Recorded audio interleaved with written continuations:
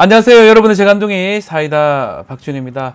자, 주말간 김건희 여사, 한동훈 후보 간의 지난 총선 때 문자 읽었냐 안 읽었냐, 뭐 했냐 안 했냐, 이 논란들이 계속되고 있는 가운데, 자, 오늘 윤석열 대통령 부부 나토 정상회의 참석차 미국으로 출국을 합니다. 그 가는 과정에 호놀룰루, 하와이 잠깐 들렸다가 간다고 합니다.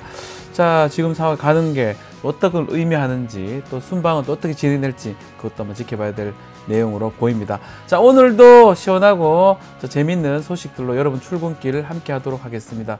생방송 중에 댓글 많이 좀 부탁드리고요. 자, 박지원 뉴스 인사이다 지금 바로 시작하겠습니다.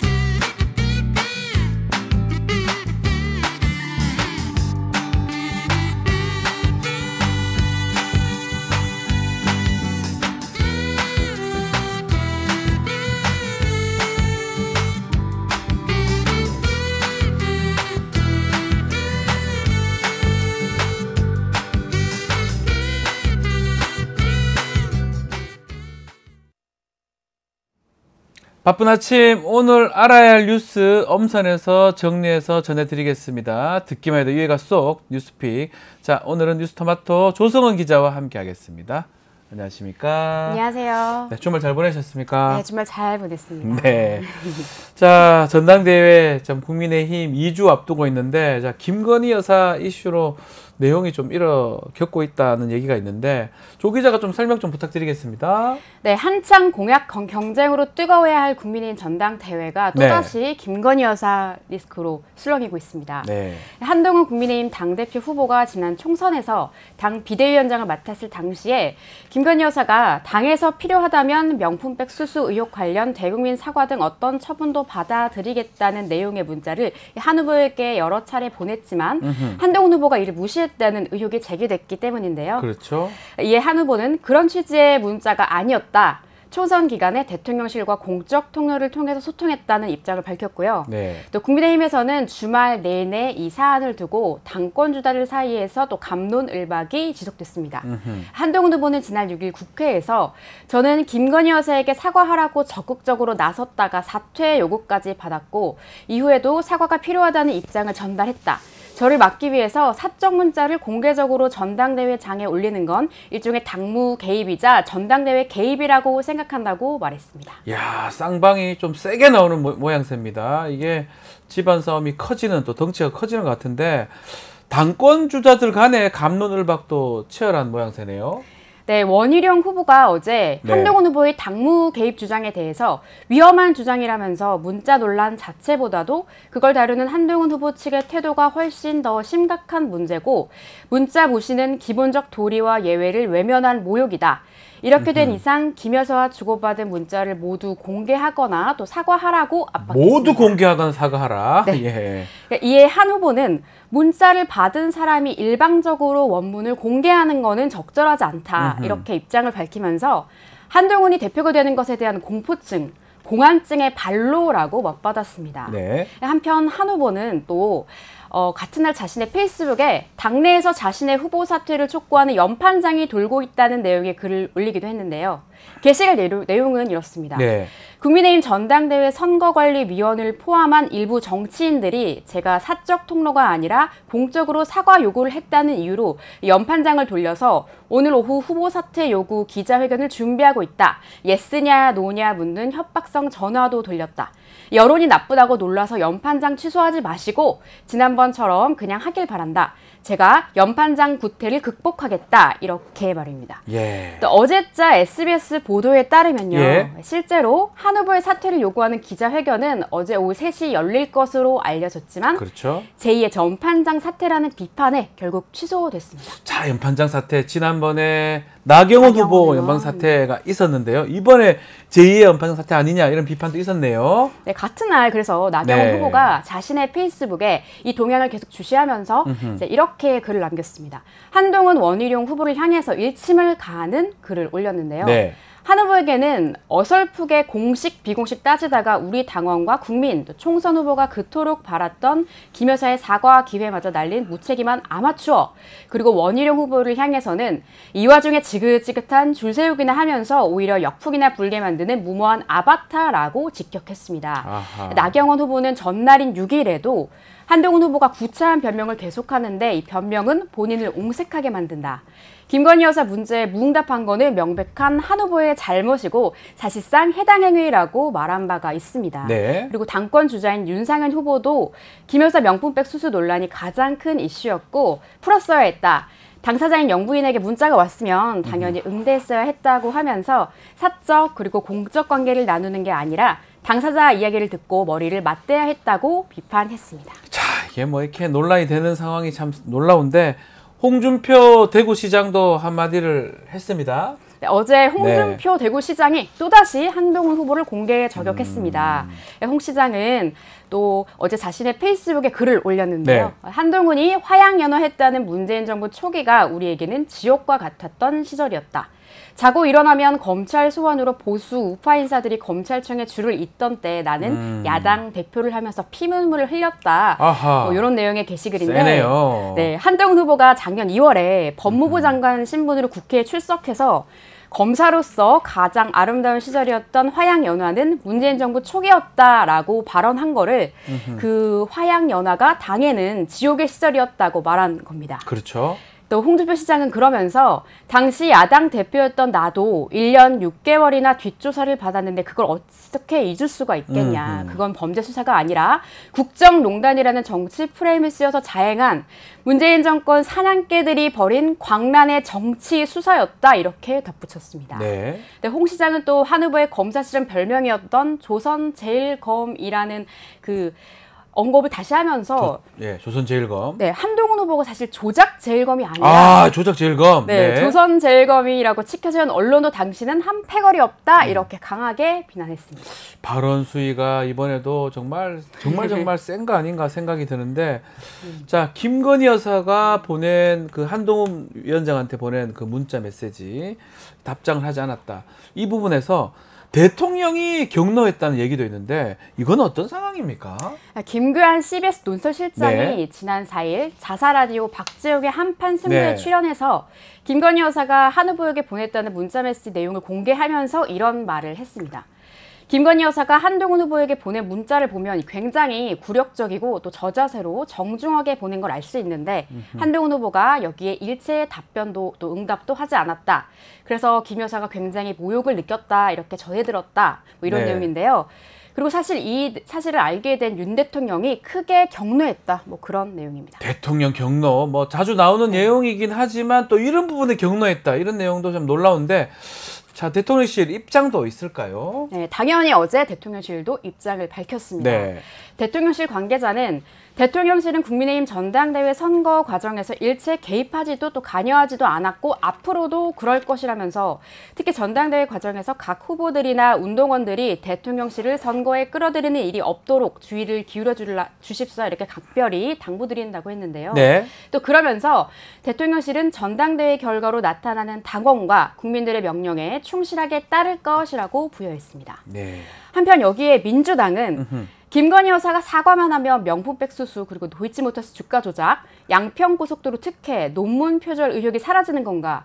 윤석열 정권의 불공정한 비상식의 선봉장 역할을 맡아서 김 여사 방탄에 앞장섰던 국민의힘 전대 후보들의 처참한 인식만 드러나고 있다고 비판했습니다.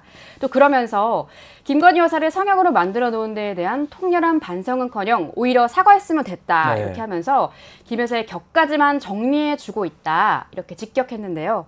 조국 혁신단도 같은 날 김 여사를 향해서 국정 운영에 지대한 영향을 끼칠 만한 사안은 믿었지 않아도 남편과 먼저 상의하라고 비꼬았습니다. 자, 결과적으로 김건희 여사 이슈가 국민의힘 전당대회에 가장 큰 쟁점 이슈가 된 것으로 지금 보이는데, 자, 지금 한편으로는 김건희 여사 명품백 그 수수 의혹 수사 중인 검찰이 증인 조사를 했다고 하는데, 최측근 행정관 대한 조사 마쳤다면서요? 네, 드디어 최측근 조사를 마쳤다고 합니다.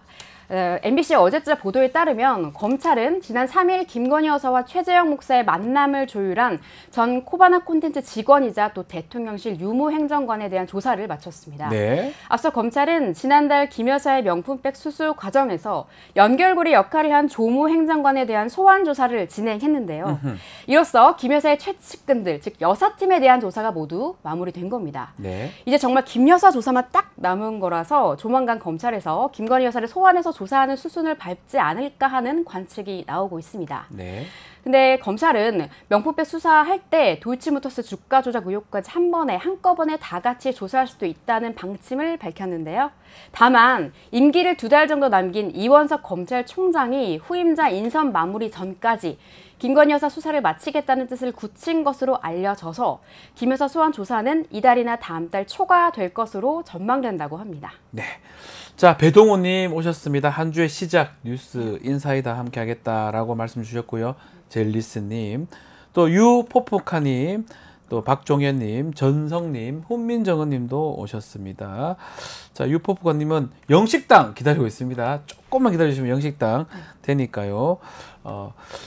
기대해 주시고요. 젤리스님이 조성우 기자님 오늘 더 이뻐요라고 글 주셨습니다. 감사합니다. 뽕뽀미님도 글 주셨고요. 자, 구름진 하느님, 그리고 이 뽕뽀미님은 김건희 여사 이 내용이 뭔데 저러냐 지겹다 이렇게 또 글도 주셨고요. 박종영님은 주가 조작 그거나 좀 해라라고 글 좀 주셨습니다. 김동그리님, 또 전어당님, 호미 행복만님 많은 글들 감사드리겠습니다. 자, 민주당 얘기도 좀 해보겠습니다. 민주당은 지금 민주당 전당대회도 열리는데 최고위원 선거가 저 눈에 띕니다. 자, 어제 이현주 의원이 민주당 최고위원 도전하겠다 도전장을 냈네요. 네, 어제 이현주 민주당 의원이 오는 8월 민주당 전당대회에 출사표를 던지겠다고 선언했습니다. 이 의원은 기자들에게 정치 입문 후 2번이나 국회의원을 지난 민주당에서 산전수전 다 겪은 후 3선 국회의원으로 다시 돌아온 민주당에서 이제는 당 지도부 일원으로 다가오는 지방선거와 대선 승리를 견인하고 싶다 이렇게 밝히면서 네. 민주보수까지의 외연 확장에 가장 확실한 도움이 되겠다는 포부를 밝혔는데요. 또 그러면서 최고위원 후보 중에 과연 저만큼 오랫동안 강력하게 윤석열 정권과 맞선 후보가 있나? 한동훈 후보는 사실 이재명 대표의 상대가 못 된다. 한 후보가 대선 주자급이 아닌 만큼 저희 최고위원급에서 상대하면 되지 않을까 하는데 제가 상대하겠다 강조했습니다. 자, 결국 이현주 의원 3선인데 최고위원 이제 도전까지 합니다. 자, 그렇다면 지금 최고위원 선거 많은 것 같은데 나가겠다고 의사표명한 사람들이 누구입니까? 이번 최고위원 전당대회에 출사표를 던진 의원은 현재까지 총 12명으로 집계됩니다. 김민석, 강선우, 김병주, 한준호, 이성윤 의원, 그리고 정봉주 전 의원, 김지호 부대변인, 박완희 청주시 의원, 최대호 안양시장이 정선에 출마하겠다는 의사를 밝혔고요. 전현희 민영배 의원도 조만간 출마를 선언할 것으로 보입니다. 네. 선출직 최고위원 5명 자리를 두고 12명 이상의 쟁쟁한 후보들이 이렇게 접전을 겪을 것으로 예상되는 만큼 그러네요. 최고위원 선거의 열기가 꽤나 뜨거울 것으로 예상이 되는데요. 반면에 당대표 경선의 경우에는 이재명 전 대표 말고는 후보군이 없는 상황이라서 이 전 대표의 연임이 거의 확실시된다는 관측이 우세합니다. 네. 정치권에서는 여야의 극한 대치 국면에서 여당이 강하게 압박할 수 있는 친명계 인사들로 원내 지도부를 구성하는 걸 당연하다고 보는 견해가 지배적인 것 같습니다. 네, 자 다시보님 이현주 출사표 멋지네요 말씀 주셨고요. 또 박종현님은 김민석 최고위원, 수석 최고위원 기도할게요 라고 뽕뽕이님도 김민석 의원님 말씀하셨는데요. 잠시 후 저희 대담에서 김민석 의원과 최고위원 어떻게 출마하게 될지 또 어떤 내용을 할지 인터뷰가 준비되어 있으니까요. 조금 기대해 주시면 좋을 것 같습니다. 자, 오늘 뉴스픽은 여기서 마무리를 하겠습니다. 조성은 기자 수고하셨습니다. 감사합니다. 자, 이어서 영식당으로 저희가 찾아올 테니까요. 잠시만 아주 조금만 기다려 주시면 좋겠습니다.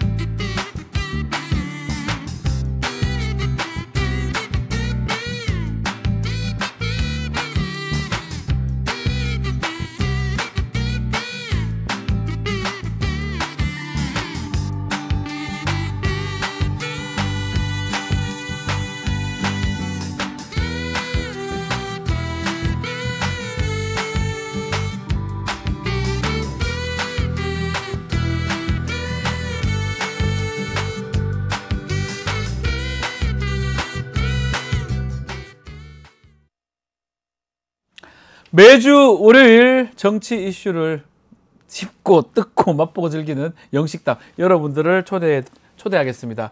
자, 오늘도 뉴스 인사이다 미식가 여러분들 입맛을 충족시킬 두 분의 대표 나오셨습니다. 자, 박영식 정치시사 에디터 이상민 PD 안녕하십니까? 반갑습니다. 네. 자, 지금 아침부터 두 분을 기다리는 분들이 많습니다. 댓글들이 막 올라옵니다. 유포프카님, 자, 영식당 너무 좋아요. 이것만 본다. 다른 것도 좀 봐주세요. 네, 감사합니다. 자, 김건희 여사 문자 논란 얘기 좀 해야 될 것 같습니다. 국민의힘 전당대 전체를 막 집어삼키는 분위기입니다. 자, 후보 간의 비난전에도 이어지면서 해당 행위다 이런 말까지 나왔는데 일단은 문자 논란 박영식 에디터가 좀 평가 좀 해주십시오. 예, 저는 근데 이제 본질은 무엇인가를 늘 고민을 하는데요. 네. 언론 보도를 보고 지금의 이제 상황을 딱 보니까 다 읽고 씹은 것, 네. 텔레그램을 누가 보냈고 누가 씹었고 그때 당시에 상황이 어땠고 이런 것들을 이제 그 평가하는 기사들은 많고 대부분 이제 그런 거에 대한 분석을 많이 하는데 네. 그래서 김건희 여사는 사과를 하셨느냐 지금까지. 네. 그게 본질 아니겠습니까? 그렇죠. 김건희 여사는 사과를 한 적이 없고 수사를 받은 적이 없다. 이게 본질인데 누가 읽고 씹었고 누가 누구 때문에 총선을 망쳤고 이제 이런 거에 대한 집중이 더 많이 되는 것 같아요. 네. 이제 그 대목이 일단 하나가 보이고 그리고 두 번째로는 지금 이 국민의힘 전당대회만 놓고 본다면 이전 투구 양상이잖아요. 딱 보는. 그래서 국민들의 민생이나 어떤 미래 비전이나 이런 거와는 전혀 관계없는 국민들은 전혀 이런 거에 관심이 없습니다. 일단 뭐가 큰 도움이 되는지 모르겠고 그리고 익숙한 방식인데 시기로 봤을 때는 특정 후보를 찍어내겠다는 방식으로 딱 보여져요. 왜 이 시기에 이 논란이 등장했는지 네. 일단 궁금하고 그리고 이거는 이 내용을 흘린 쪽은 결국 두 사람 간의 문자이기 때문에 이 문자를 보낸 쪽에서 흘렸을 가능성이 너무 높아 보이지 않습니까? 한동훈 후보가 흘렸지는 않을 것 같은 느낌이 더 많이 드네요. 그러게요. 네. 뭐 언론 인터뷰, 불리한 거니까. 언론 인터뷰를 통해서 보면 굉장히 불리하다라는 그런 생각이 들어서 방어적인 성격의 말씀들을 많이 하시는 것 같은데요. 네. 한동훈 후보 측에서는. 그래서 그런 면들을 바라본다면 결과적으로는 용산 혹은 대통령실, 여의도의 친윤계 이쪽에서 흘러나왔을 가능성이 높기 때문에 저는 특정 후보를 찍어내는 방식이 또 한 번 반복되고 있다. 그래서 아무리 대통령실에서 전당대회 개입이 아니라고 선을 긋는다 하더라도 저는 이게 그냥 당무 개입으로 보여요. 네. 이제 이런 평가들은 너무 많이 하셨긴 했습니다만 좀 익숙하기도 하고 좀 질리기도 합니다. 당무 개입이다. 예, 대통령님. 예? 예? 예? 네. 네. 우리 대통령실에서도 그 얘기하지 않았습니까? 그 개입 이런 거 우리 끌어들이지 마십시오. 그리고 우리는 우리 미국에 가가지고 하와이 가신 것 같은데. 하와이 가 있으라. 네.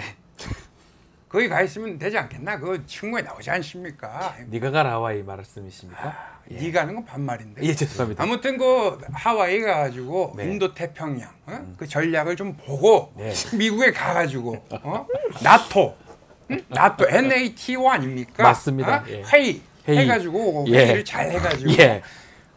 회의적인 거를 잘 이렇게 하겠다 이런 걸 말씀을 드리겠습니다.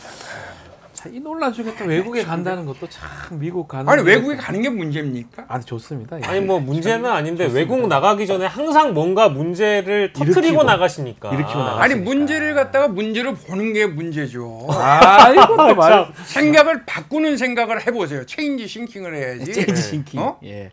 참. 참, 네. 아니 이게 따라만 가봐도 이게 누가 이 텔레그램을 흘렸을까? 네. 이거 해보면 이거 다 여사님이 나오잖아요. 흘리신 거밖에는 없을 것 같은데. 아니 제가 나왔는데 뭐 우리 집사람 얘기밖에 할 얘기가 없습니까? 아니, 지금 이슈가 그건 있죠. 우리 지금 나토 지금 얼마나 지금 안보가 지금 불안한데.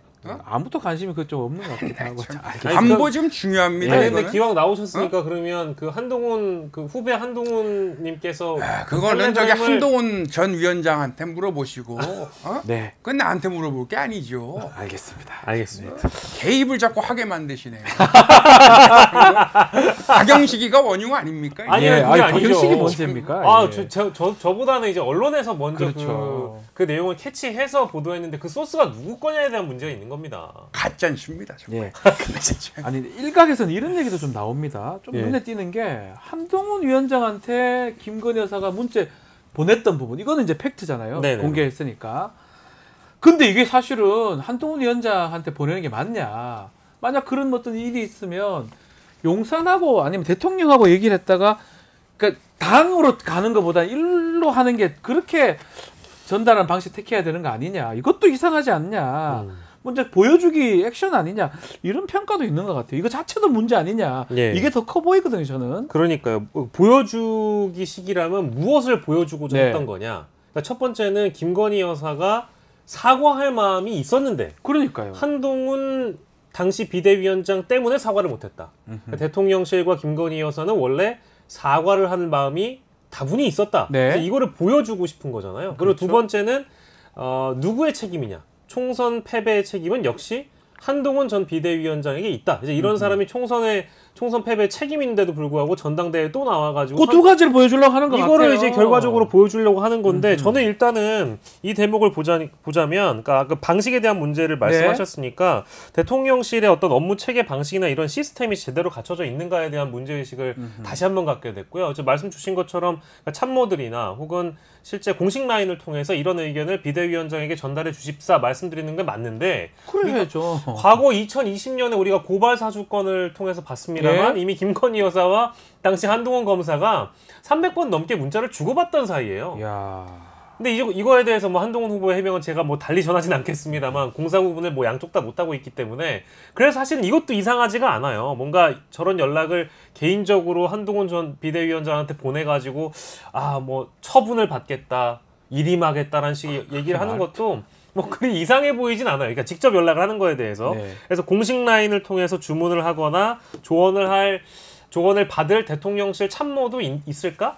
이것도 일단 궁금하고요. 아마 네. 아무도 어떤 뭐 조언을 할 수는 없었던 분위기라고 저는 읽혀지고 이런 이야기를 할 사람은 아까 잠깐 출연하셨던 대통령님밖에 없습니다. 그러니까요. 대통령님이 근데 이걸 안 하시니까 문제가 되는 거죠. 한동훈 위원장 나오셨습니다. 네, 후보님. 저는요. 예, 저는요.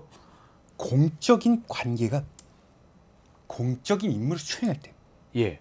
사적인 친소 관계가 영향을 줘서 안 된다고 생각합니다.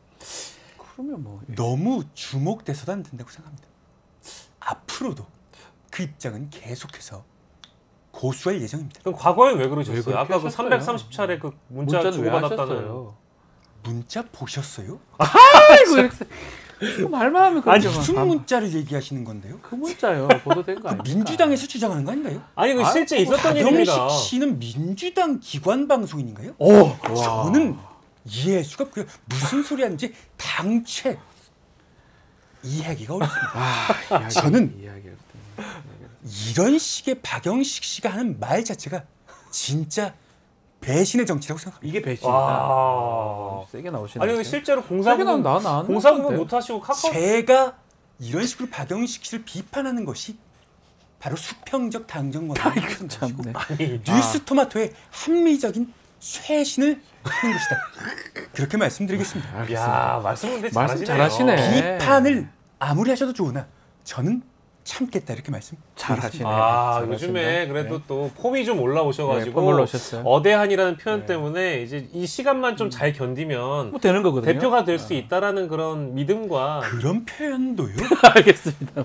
비가 올 구름을 계산하는 사람은 없습니다. 그저 열심히 어렵지만 한 걸음 한 걸음 내딛는 것뿐입니다. 예. 아니 근데 이따가 또 출연하실지 모르겠지만 지금 세간의 의혹 중에 한동훈 전 위원장께서 뭐 보정 속옷을 입는다라든지 이제 여타 장신구에 대한 그런 논란이 또 있더라고요. 지금 그런 댓글도 좀 오고 댓글도 좀 나오고 댓글을 읽는 사람은 도대체 어느 정당 출신입니까? 아니 전 정당이 아니고 정당이 아니고 뉴스사자 시청자 애청자분들입니다. 그런 댓글은 구태라고 생각합니다. 지금 여기 구태가 많이 계시네. 저는요 이런 구태들 극복해야 된다고 생각하는데요.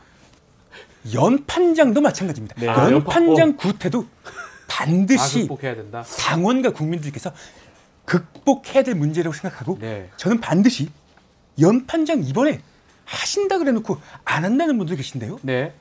하십시오. 하시라고요? 왜 그거 뺍니까? 저는 반드시 극복하겠습니다. 고맙습니다. 좋습니다. 이 얘기 좀 해보죠. 전판 얘기를 하셨으니까 바로 한동훈 후보께서 지금 이 국민의힘의 원외 당협위원장들이 한동훈 후보 사퇴하는 기자회견을 열라 하다가 취소를 했습니다. 한동훈 후보는 또 지금 말씀하신 것처럼 SNS에 그래 해라, 밝혔고 해봐라라고 했는데 결국은 취소하지 말고 예정대로 추진하면 빠지긴 했는데 결국은 취소를 했습니다.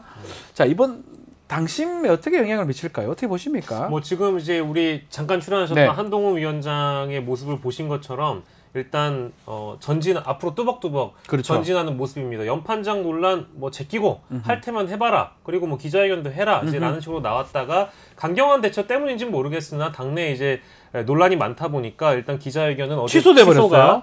먹힌 것 같아요. 어느 정도는. 된 것 같고요.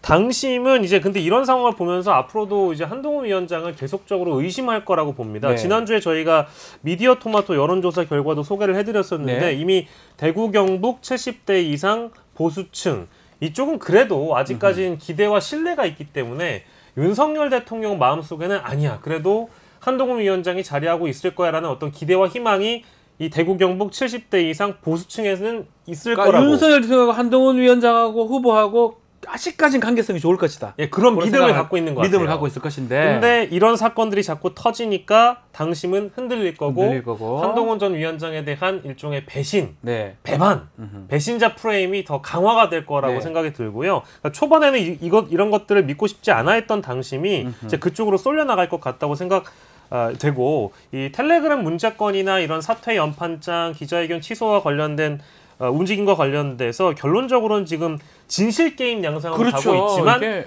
당심은 진실게임 양상과 상관없이 그저 이런 상황에 몰입하면서 상당 부분의 당심은 윤석열 대통령이나 친윤계가 지배하고 있다고 봐도 무방할 텐데 믿고 싶지 않았던 분들마저도 이런 내용에 점점 이제 쏠리게 될 것 같습니다. 그래서 결론적으로는 원희룡 후보나 친윤계로 몰아질 이쪽 표로 당심이 기울지 않을까라는 당심이 확 기울어질 수도 있다. 이런 상황 때문에 이런 것들이 진짜 이 상황 홍준표 시장이 가만히 있지 않았어요. 요즘 말씀 많이 하시네요.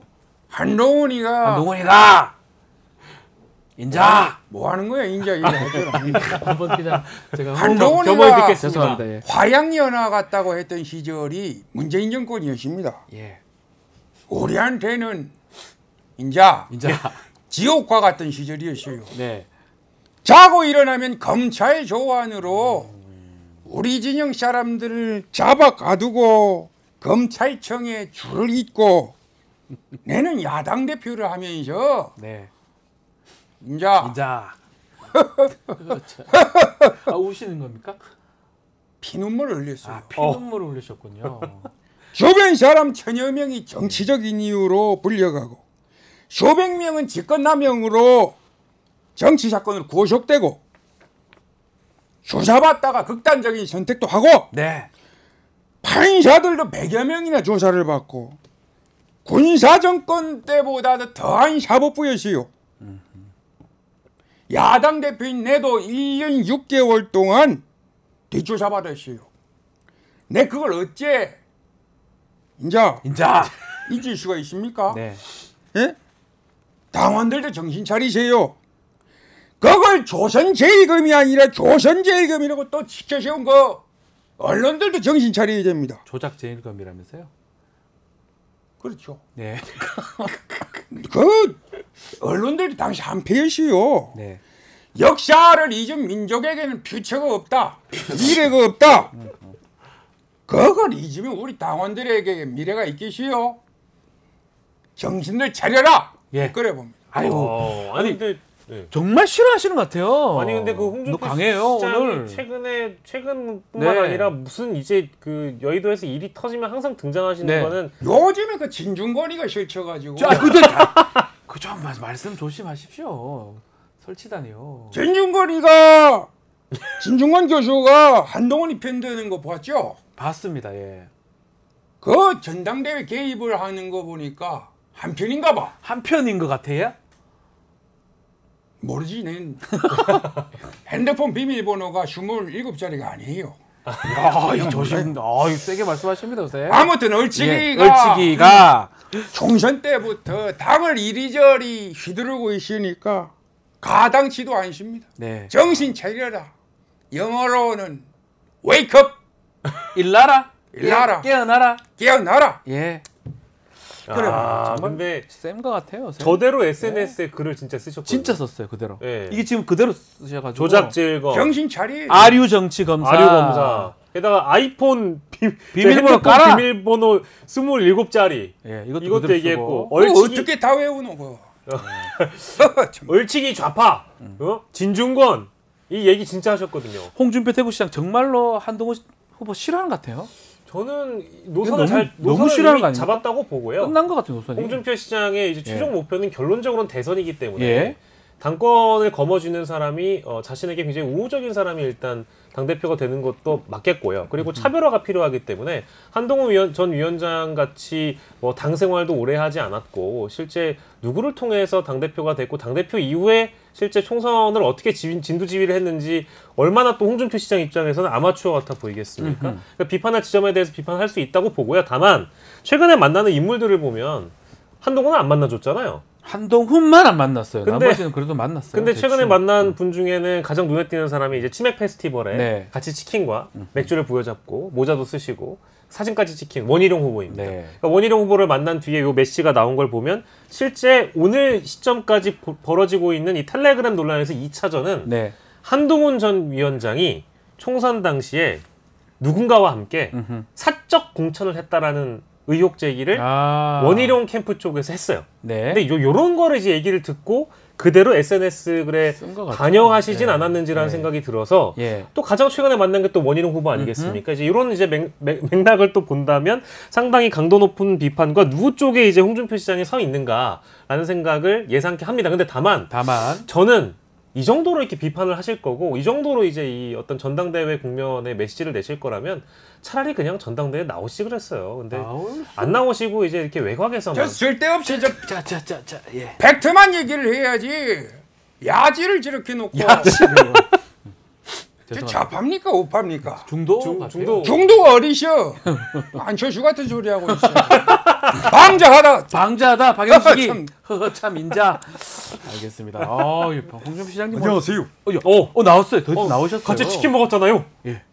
한동훈 후보가 김 여사 문자 논란을 전당대회 개입으로 이렇게 몰아가고 있습니다. 자기의 잘못을 감추기 위해서 전당대회 대통령실을 끌어들이는 행태는 당을 이간질하고 분열시키는 해당 행위입니다. 해당 행위다. 그러기 위해서는 이걸 해결하기 위해서는 이 문자를 모두 공개해서 공개하셔야 되죠. 오해와 예? 이 논쟁을 해결하세요. 그리고 저는 창윤입니다. 네? 창윤. 참윤은 뭐죠?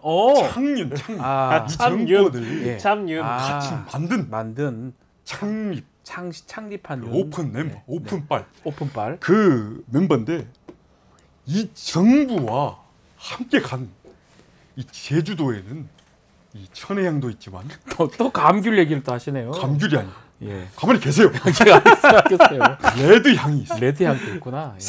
상큼하죠. 예. 그때는 홍보를 했어요. 예. 제가 네. 당대표가 되면 우리 대통령실에 누구보다 따뜻한 협력자이자 네. 쓴소리 누구보다 많이 하는 레드 팀장이 될 겁니다. 네. 레드 향. 레드 향이 레드 상큼하게. 한동훈 후보는 경험이 없어요. 풋과일입니다. 풋과일. 풋과일요? 잊지 않았어요. 저는 원숙하고 경험이 있어요. 아니 근데 그 익지 않은 풋과일이랑 총선 기간에 손도 잡고 그렇게 잘 선거운동도 하시고 한동훈 얼굴로 선거까지 치렀을 때는 언제고 이제 와가지고 또 이제 와서 딴 풋과일 이런 뭐 얘기하시는 게 이게 국민들이 그렇게 경험을 얘기하는 것이 지금 가장 중요한 때입니다.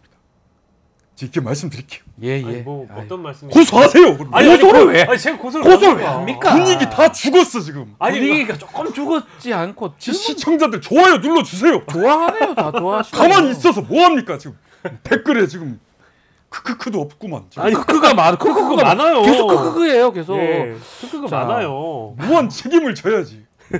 원희룡 후보까지 나왔는데 예. 제주도에 토마토 맛있는데. 제주도는 감귤 아니에요? 제주도는 레드향?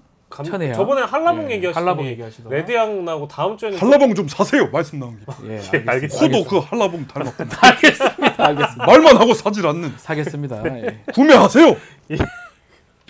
자 지금 한동훈 후보, 원희룡 후보가 상당히 지금 대립하는 모양새인데 대통령실은 뭐 우린 관여 안 받았고 관여하지도 않겠다 앞으로 전당대회에 관여하지 않겠다 이런 입장을 냈는데 이거 어떻게 봐야 됩니까? 저는 뭐 선을 딱 긋고 있다고 예. 보고요. 근데 저는 이 뒤에 말에 좀 주목을 했습니다.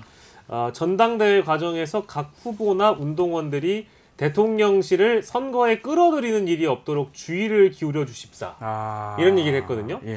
근데 그러니까 각 후보나 운동원들이 이거는 이제 한동훈 후보와 한동훈 캠프, 한동훈 주변에 있는 아까 홍준표 시장이 지적하신 좌파 얼치기 뭐 이제 이런 분들에 대한 그 지적을 하는 게 아닌가 싶어요. 특히 이제 최근에 한동훈 후보가 열심히 그 인터뷰를 하고 계시잖아요. 언론에 등장하셔가지고 네. 왜 우리 뉴스토마토에는 안 나오시는지 모르겠는데 좀 모셔야 되는데. 그러니까요. 그래서 안타까운데 이제 이 용산을 연상시키는 발언이라든지 자신의 어떤 방어적 입장에서 여러 이제 그 해명을 하시면서 동시에 대통령을 연상시키는 발언이라든지 이제 이런 것들을 우리를 끌어들이지 말라라고 엄포를 놓는 것처럼 보였고요. 네. 다만 근데 그 당대표를 뽑거나 당대표에서 내려오게 만드는 과정 모두에 있어서 그동안의 대통령실의 개입이 없었는가라고 생각해 본다면 국민 모두가 다 알고 있지 않습니까? 그렇죠. 뭐 이건 또 전화했고 뭐 이게 뭐 다 나오잖아요 지금. 아무 말도 하지 않으면 아무 말도 일어나지 않는다. 늘 개입을 해왔던 걸로 국민들은 이해를 하고 있기 때문에 어제 대통령실의 어떤 해명 이런 것들은 저는 좀 와닿지 않았고요. 그리고 당장 민주당에서도 네. 어제 이제 공식적으로 논평을 냈는데 김건희 여사의 이건 공식적인 당무 개입이자 정치 개입이라는 지적을 했거든요. 네. 그래서 아까 대통령실의 해명 중에 대통령실을 끌어들이지 말라라고 말씀하신 것 중에는 아마도 민주당을 또 의식한 그런 논평 발언이 아니었을까. 민주당도 함께 의식한 거라고 얘기다. 저는 생각이 들고요. 아무튼 네. 대통령실의 이런 어떤 선을 긋는 입장은 저는 그냥 눈 가리고 아웅 같아요. 네. 앞으로 어떤 형태로 한동훈 대세론을 꺾을지에 대한 2차전, 3차전 4, 5차전까지 이미 저는 예견을 예상되기 때문에 이 정도의 해명으로는 어떤 국민도 설득이 안 될 것이다. 어쨌든 한동훈 꺾기 위해서 저런 얘기를 하는 것이다. 이렇게 그럼요. 해석을 해 주셨지만 네. 김종희 위원장님. 그 내가 봤을 적에 예. 오는 그 7월 이제 23일에 그 당 대표 이제 선거가 있는 거 아니겠어요? 맞습니다. 지금 당 대표가 되겠다고 나온 그 사람들의 그 면면을 볼 적에 네. 아침부터 너무 피곤하신 거 같아요. 저 박영식이가 짜증나기 때문에 내가 흥분을 안 할 수가 없어요. 과연 그 당에 처한 상황이 원인이 무엇인지를 제대로 분석하는 사람이 내가 없다고 봐요. 과연 그 보수 정당의 그 당 대표라는 사람이 원인을 모르고 정말 보수라는 말을 강조하지를 말고 자꾸 어떻게 하면 사회 구조 그런 거를 제대로 공부해야 되는데 그런 면이 좀 아쉽다고 봐요. 김종인 위원장님이 좀 뭐가 맨날 상대당에 욕하고 예. 그 운동권 청산하자고 그렇게 해봐야 아무 소용이 없다고 봐요. 그렇기 때문에 국민의힘에 미래가 없다고 봐요. 미래가 없다고 보십니까? 그럼 누구한테 맡겨야 되노? 알겠어요. 아니에요. 뭐라고? 아니에요. 제 혼자 하는 말입니다. 계속 이걸 안 할 적에는 계속 변하지 않으면 미래가 없다고 본다고 한다고 봐요. 혹시 또 나중에 국민의힘에서 김종인 위원장한테 또 요청을 부르면 하시는 거 아닌가 모르겠네. 또 가십니까? 또 가세요? 또 가세요? 뭐라고? 아유, 자꾸 못 들은 척 하시고. 아니 국민의힘에서도 부를 수 있잖아요, 위원장님. 위원장님 부를 수 있잖아요, 위원장님을. 오시라고. 들려 임마. 그럴 필요 없다고 봐요. 그럴 필요가 없습니까? 저 자식이 놀리는 거. 놀리가 아닙니다. 시계를 갖다 와줘야 되는데 시계를 풀어야겠네. 자, 김종인 위원장께서 또 나오셔가지고 안녕하십니까. 김무석 가만히 계세요. 그런 식으로 말하지 않았습니다. 원래 사실상 그렇게 보여주는 능력하고 국민이었습니까? 좀 죄송합니다. 아이고. 사실상 보수는 이번 전당대회에서 사실상 결선 투표를 사실상 갈 것이다. 사실상 우리 당에 사실상 고전하고 있는 문제 중에 하나가 사실상 김건희 여사의 제후딱 문제였습니다. 그래서 공감하시는 거군요. 그래서 저도 사실상 총선 때 본 의원이 손수혁 선대위원장으로서 사실상 수도권 선거에서 상당히 김건희 여사에 대한 부정적인 입장을 사실상 가지고 있었습니다. 사실상 그래서 일정 정도에서 왜 김건희 여사가 그 사과의 입장을 이렇게 하겠다 그랬는데 왜 그 문자 보기만 하고 넘겼는지 그거를 의심한다. 이거를 무슨 말이십니까? 많이 가지죠 지금. 그 무슨 말이신지 모르겠습니다. 가만히 계세요 지금 얘기하고 있잖아 지금. 국민이었습니까? 사실 똑바로 알았어요. 뭔 말인지 모르겠다고요. 아니, 웃지 않고. 문자를 왜 일십했는지 사실상 그거 의심이 간다 이 말씀 드리는 겁니다. 죄송합니다. 그러니까 김성태 전 선대위원장께서도 당시에 그 사과가 필요했다라는 생각을 하셨다는 이 말씀이시죠? 그런 말씀이 아니고 문자를 봤는데 왜 그거를 왜 일심했냐? 그 의심이 간다. 그럼 한동훈 후보가 잘못했다 이 말이네요. 그렇죠? 잘못이 아니고 문자를 왜 이렇게 일십했느냐. 사실상 그렇습니다. 사실상 그렇다는 거죠. 코가 좀 막히시는 것 같긴 한데요. 좀이 아닙니다. 많이 막힙니다.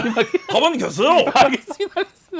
가만히 있겠습니다. 국민이 웃습니까? 안 웃어요. 하나도 안 웃어요. 다른 거 이거봐요. 뭔데 그게 무슨 말인데요. 코가 엄청 막히시는 것 같은데. 고맙습니다.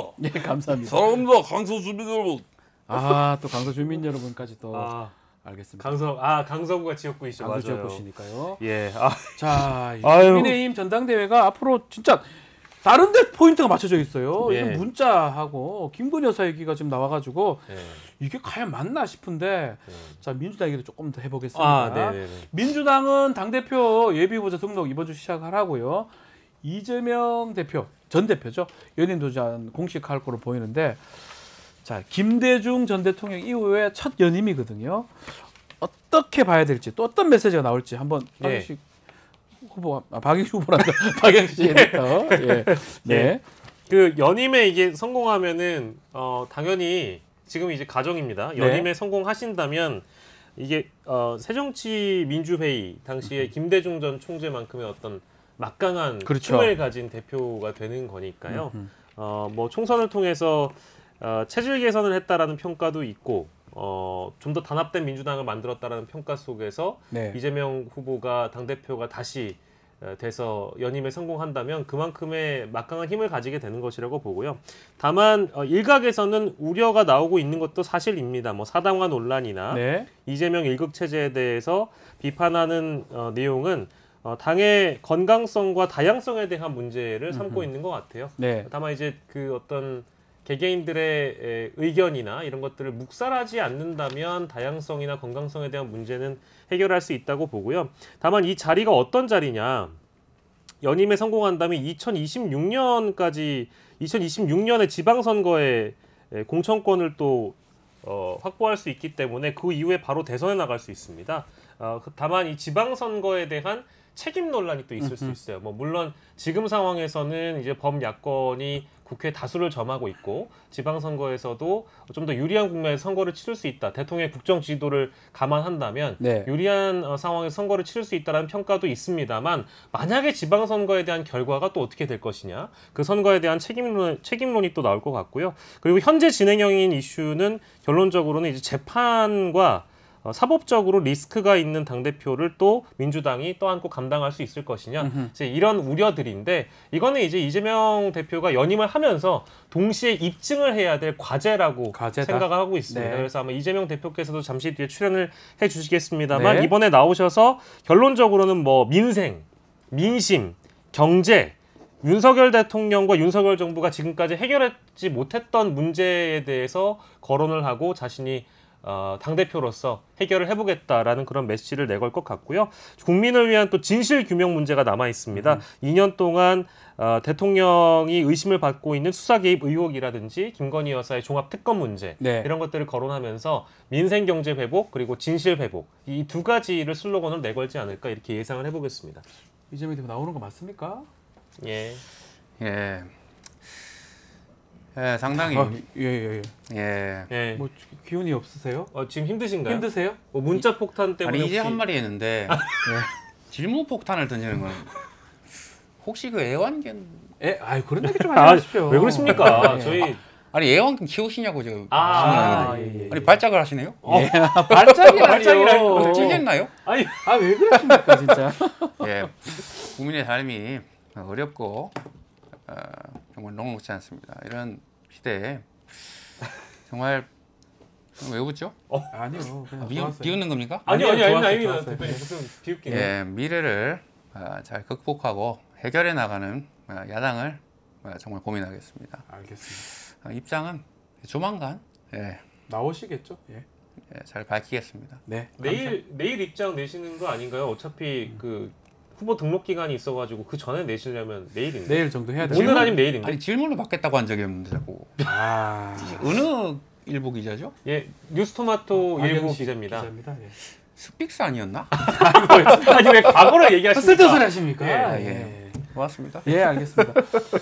자, 이재명 대표도 나오셨는데, 자, 최고위원은 민주당에서는 지금 아주 많은 분들이 도전을 하고 있습니다. 전당대회에서 당대표보다는 최고위원 선거가 더 관심을 끄는 것 같은데, 왜 이렇게 민주당은 지금 최고위원 선거에 지금 관심이 가는 건가요? 이거 한번 짚어주시죠. 뭐 지금 상황을 보면 너무 당연한 것 같습니다. 네. 일단 후보가 너무 많습니다. 지금 제가 이거 이름 언급하기에도 시간이 부족할 것 같은데 김민석, 강선우, 김병주, 뭐 한준호, 이거 또 원외로 가면 정봉주, 김지호, 박완희, 최대호, 전현희, 민영배, 많아요. 게다가 최근에는 이제 이현주 의원까지 한 12명, 13명 정도 되네요. 네, 출사표를 던져가지고 실제 지금 후보자가 9명이면은 컷오프를 해야 되거든요. 네. 컷오프도 지금 권리당원 투표 비중이 최고위원 컷오프에 높게 들어갑니다. 절반 이상이거든요. 50% 또 56% 이렇게 들어가기 때문에 네.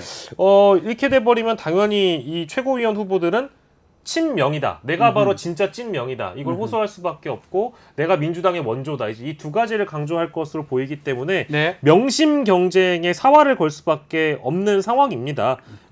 당연히 최고위원이 만약에 이제 된다면 실제 당내 입지를 확인할 수 있는 좋은 기회이기도 하고요. 네. 내가 진짜 친명으로서 활동할 수 있는 이른바 이제 친명 마일리지를 쌓는 가장 결정적인 작업이기 때문에 이현주 의원 같은 경우에는 복당해가지고 선거를 치른 시기로 따지자면 지금 기간으로 따지면 얼마 되지 않은 분인데도 불구하고 네.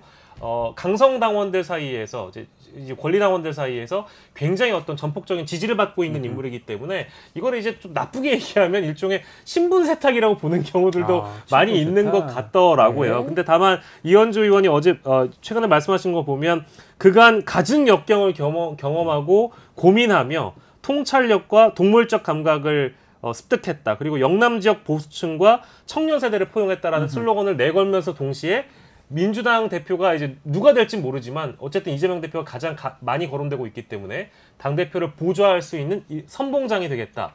이걸 내걸고 있거든요. 그러니까 네. 결론적으로 최고위원은 대부분 다 이제 친명 일색이 될 것이고 친명, 명심에 대한 경쟁으로 흘러가고 있기 때문에 컷오프 이후에 누가 남게 될지를 우리가 지켜봐야 될 것 같습니다. 자, 뭐 마지막으로 좀 준비. 조국 대표가 저희 당도 여기에서요? 전당대회 합니다. 예. 하죠. 윤석열 정권 조기 종식을 위해서 반드시 뛰겠습니다. 네, 뛰십시오. 고맙습니다. 네, 연임하시고요. 예. 네. 연임이 아닙니다. 출마입니다. 출마입니까? 네, 근데 알겠습니다. 사실상의 연임이라는 이야기가 있죠. 왜냐하면 당대표를 하셨으니까 두 번째 도전이시면. 출마입니다. 알겠습니다. 알겠습니다. 조기 종식. 네. 박영식은 이승만의 길을 걷고자 하는 겁니까? 예? 제가 이승만이라뇨. 저 이승만이랑 아무 관계가 없는데. 죄송합니다. 무리수였습니다. 예, 무리수 조국 대표가 두셨습니다. 알겠습니다. 시간이 좀 다 돼서 예. 자, 오늘은 안녕하세요. 오세훈. 오세훈 시장이 우리 전당대회가 정말 치열하게 되고 있는데요. 예. 저한테는 관심을 너무 주지 않는 것 같아서 정말 섭섭합니다. 어쩔 수 없어요. 어쩔 수 없다니요. 전당대회. 저는 약자와의 동행을 성실하게 추진하는 분들에게 지지하겠습니다. 네. 요즘엔 태극기를 비판하시는 분들이 굉장히 많은데요. 네. 태극기는 죄가 없습니다. 끝입니다. 네, 알겠습니다. 태극기 큰 거 세우신다고 그러는데. 정말 그 오해입니다. 오해입니까? 그건 조형물이 예. 아직 그게 각도가 나오지 않아서 예. 근데 그 추후 설명해 드릴 기회가 있을 거라고 생각합니다. 아니 근데 태극기는 좀 생뚱맞다라는 생뚱맞아요. 지적들이 좀 있어서요. 그렇지. 그게- 이거 생뚱맞다니요. 우리나라의 국기인데 어떻게 생뚱맞습니까? 아니 뭐 국기는 70년 동안 생뚱맞았습니까? 아니 그런 얘기는 아니었고 너무 그 초대형 태극기를 서울의 중심에 이제 갖다가 박는 것 자체가 이게 어떤 의미가 있느냐라는 이제 그런 얘기가 해석들이죠. 의미를 따지자면 차고 넘치죠. 정말 시간이 어떻게 되는지 모르겠지만 제가 짧게 설명드리자면요. 짧게만 설계 다 됐어요. 공모를 하게 되면 네. 가능한 훨씬 가늘고 광화문 광장의 어떤 디자인이 설계에서 깨지지가 않을 정도로 시민들이 납득하시리라 그렇게 생각합니다. 네. 알겠어요. 믿을게요. 예. 우리 천만 시민들이 그렇게 바보가 아닙니다. 네, 알겠습니다. 저는 시민들을 믿습니다. 알겠습니다, 시장님. 시장님, 화이팅 하십시오. 저 지지하시는 건가요? 아니요. 아이고. 모르겠습니다. 아직은 아닙니다. 네. 네, 잘생기셨네요. 네, 감사합니다. 홍준표 시장님이 저보고 잘생기셨다 그래가지고 예, 맞습니다. 그 얘기도 하셨습니다. 태극기도 지지하시나요? 왜 그러십니까? 자꾸. 농담입니다. 예, 알겠습니다. 자, 이제 여기서 영시장 마무리를 좀 해야 될 것 같은데 네. 잠시 후에 대담한 대담에 이번에 최고위원에 도전하고 있는 민주당 김민석 의원과 좀 함께하겠습니다. 자, 지금까지 영식당 박영식 에디터 이상민 PD와 함께했습니다. 감사합니다. 고맙습니다.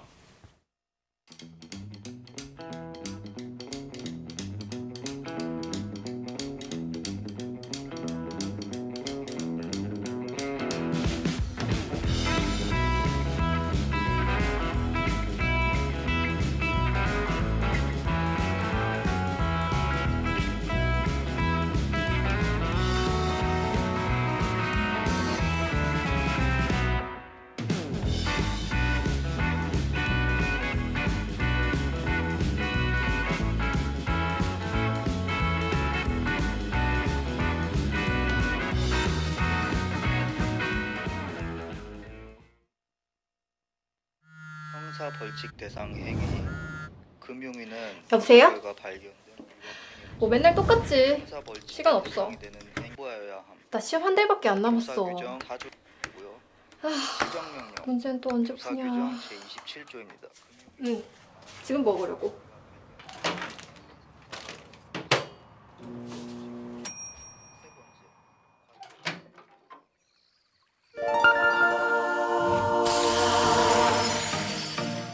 걱정 마세요.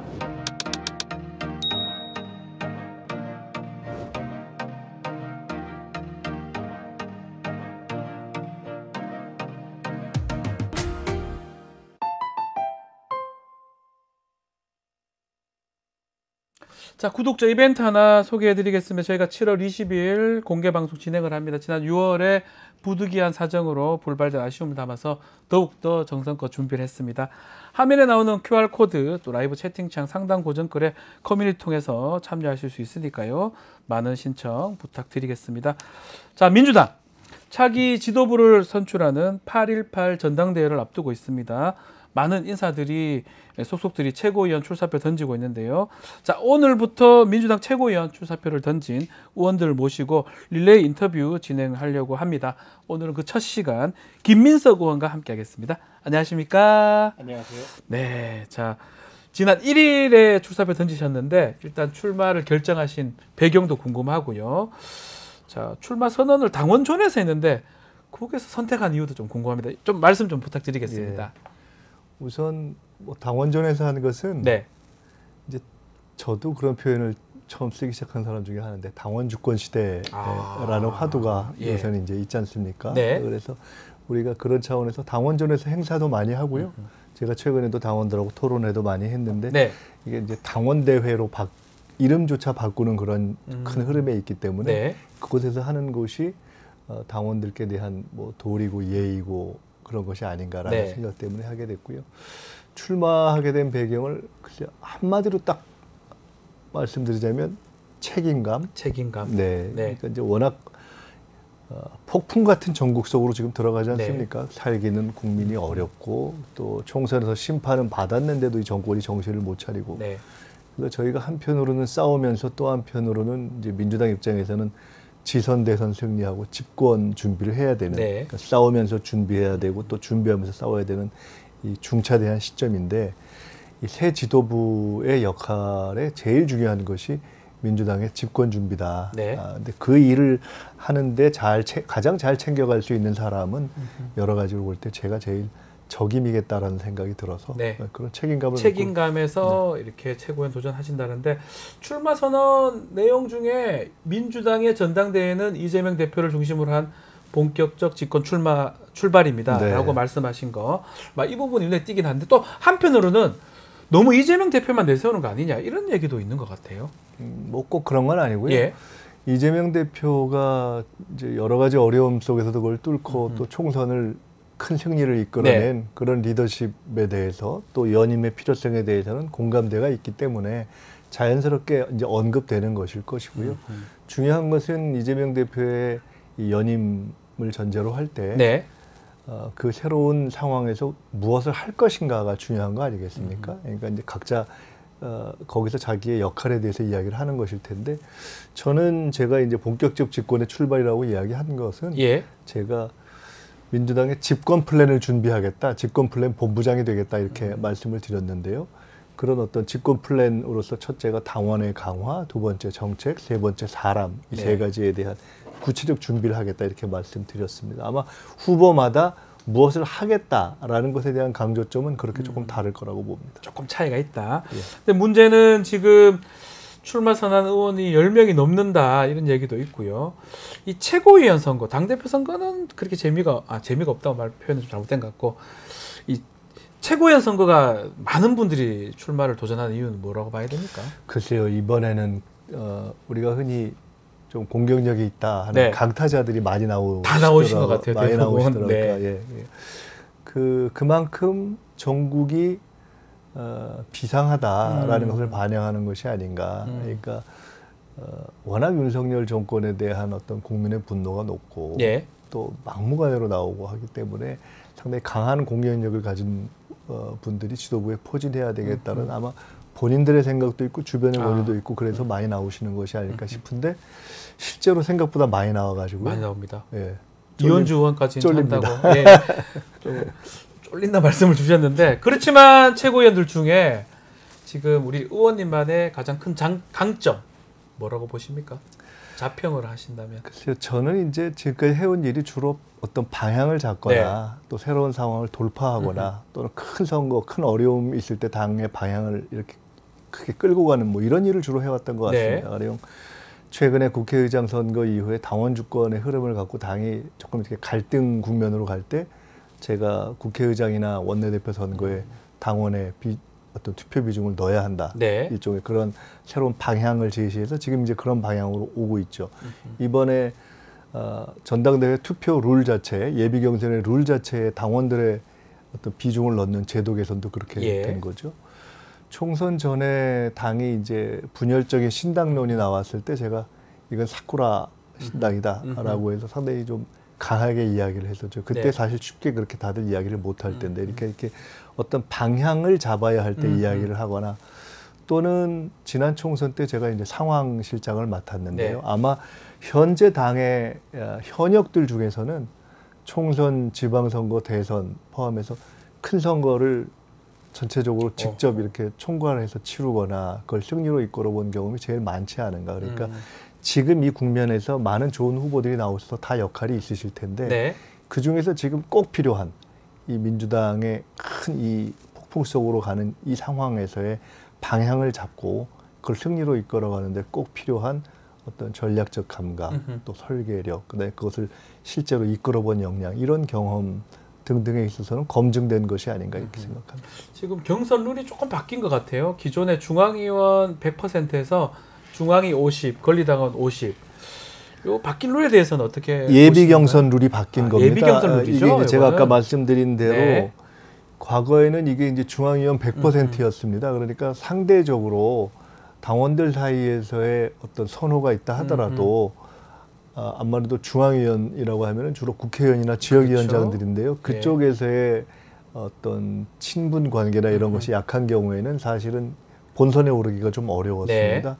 근데 이번에 그것이 바뀐 것이죠. 제가 이제 아까 말씀드린 것처럼 이 또한 이제 제가 그 제도에서는 직접 제안하기도 했던 건데요. 당원 주권을 반영하려고 했던 것이다. 그때 제가 이제 제안했던 것이 실제로 반영된 건데요.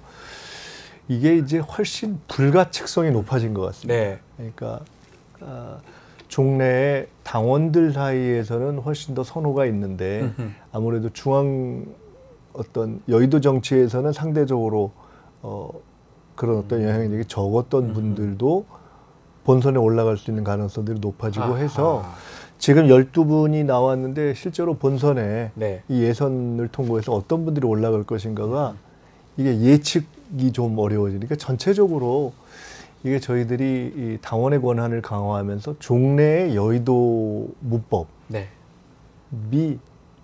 많이 파괴가 되는 거예요. 약간 조직력이 예전에 강하고 이런 분들보다는 이제 당원들에게 직접 지지를 받는 분이 좀 더 유리할 것이다. 옛날 방식의 조직력이라는 개념은 이제는 없을 것이다. 거의 퇴조해가는 것 같습니다. 또 그게 어쩌면 좀 맞는 그러니까 거 아닙니까? 큰 방향에서는 그게 한편으로는 과거 방식으로 생각하면 좀 더 어려워지는 것이긴 하지만 옳은 방향으로 가는 건 아닌가 이렇게 생각합니다. 댓글에 우리 김민석 의원님은 그냥 최고가 되면 안 된다. 수석 최고가 돼야 된다. 이런 얘기 나오는데 도전도 수석 최고십니까? 아니 뭐 그런 말씀은 많이 있습니다만은 실제로는 뭐 이것은 그냥 결과와 순위, 당락은 당원들께 맡기고 저 그냥 열심히 하고 있습니다. 반드시 돼야 된다 이렇게 생각을 하시면서 수석이든 어쨌든 최고위원 선거에 노력을 하겠다 말씀을 주셨습니다.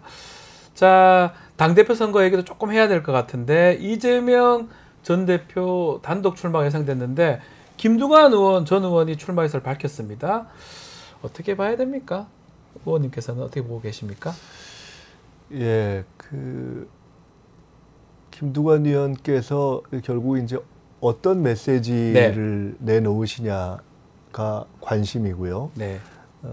사실 솔직히 얘기하면 전체 당원의 흐름이나 현재의 지지세를 보면은 어떤 누가 될 것인가의 문제에 영향을 크게 미치지는 않을 것이라고 지금 상황상 봤을 때는 현실적이겠죠. 네. 그렇기 때문에 그런 차원에서 아마 우리 김두관 의원께서 당 전체를 생각하시면서 이 윤석열 정권의 잘못 이런 부분에 대해서 어떠한 메시지를 내놓으실 건가 그런 부분에 대해서 저는 관심을 가지고 있습니다. 전당대회가 어쩌면 누굴 뽑는 것도 중요하지만 당이 앞으로 가야 될 메시지를 본인이 밝힐 수 있는 그런 자리이기도 하잖아요. 그럼요. 이게 뭐 대표 선거도 그렇고 최고위원 선거도 그렇고 결국 내가 어떠한 역할, 그렇죠. 어떠한 방향을 이야기하겠다. 이게 중요한 거기 때문에 저는 그런 가운데서 어떤 긍정적인 메시지를 내실 것인가 이에 대해서 관심을 가지고 있습니다. 한편으로는 그 김두관 전 의원이 이렇게 하는 거는 본인 희생도 있는 거네요. 쉽지 않은 상황인데 이렇게 도전한다라는 거는. 사실은 뭐 출마를 이제 최종 결심해서 아직 네. 발표하신 건 아니니까 모르겠지만은 그 과정이 쉽지는 않았을 것이라고 생각합니다. 네. 자, 민주당보다 지금 시기상 먼저 진행되긴 하지만 국민의힘은 7월 23일입니다. 민주당 8월 18일이고요. 자, 민주당이 국민의힘 전대에 비해서는 좀 흥행과 주목도가 떨어진다. 이런 평가도 있는데 그거는 어떻게 보십니까? 글쎄요. 뭐 흥행도 흥행 나름인데요. 네. 꼭 막장이 흥행은 아니잖아요. 네, 지금 국민의힘 전당대회를 보면서는 어떻게 지금 이 국면에 예를 들어 최혜병 특검을 요렇게 피할 거냐 저렇게 피할 거냐 아니면 지금 국민들로부터 지탄을 받고 있는 윤석열 대통령하고 그래도 내가 친하냐 누가 덜 친하냐 뭐 이런 거기다가 최근에는 이제 드디어 이제 김건희 여사 문자까지 나와서 그렇습니다. 저게 뭐 여러 명이 나와서 숫자를 겨룬다는 것을 가지고 과연 저걸 흥행이라고 볼 수 있느냐.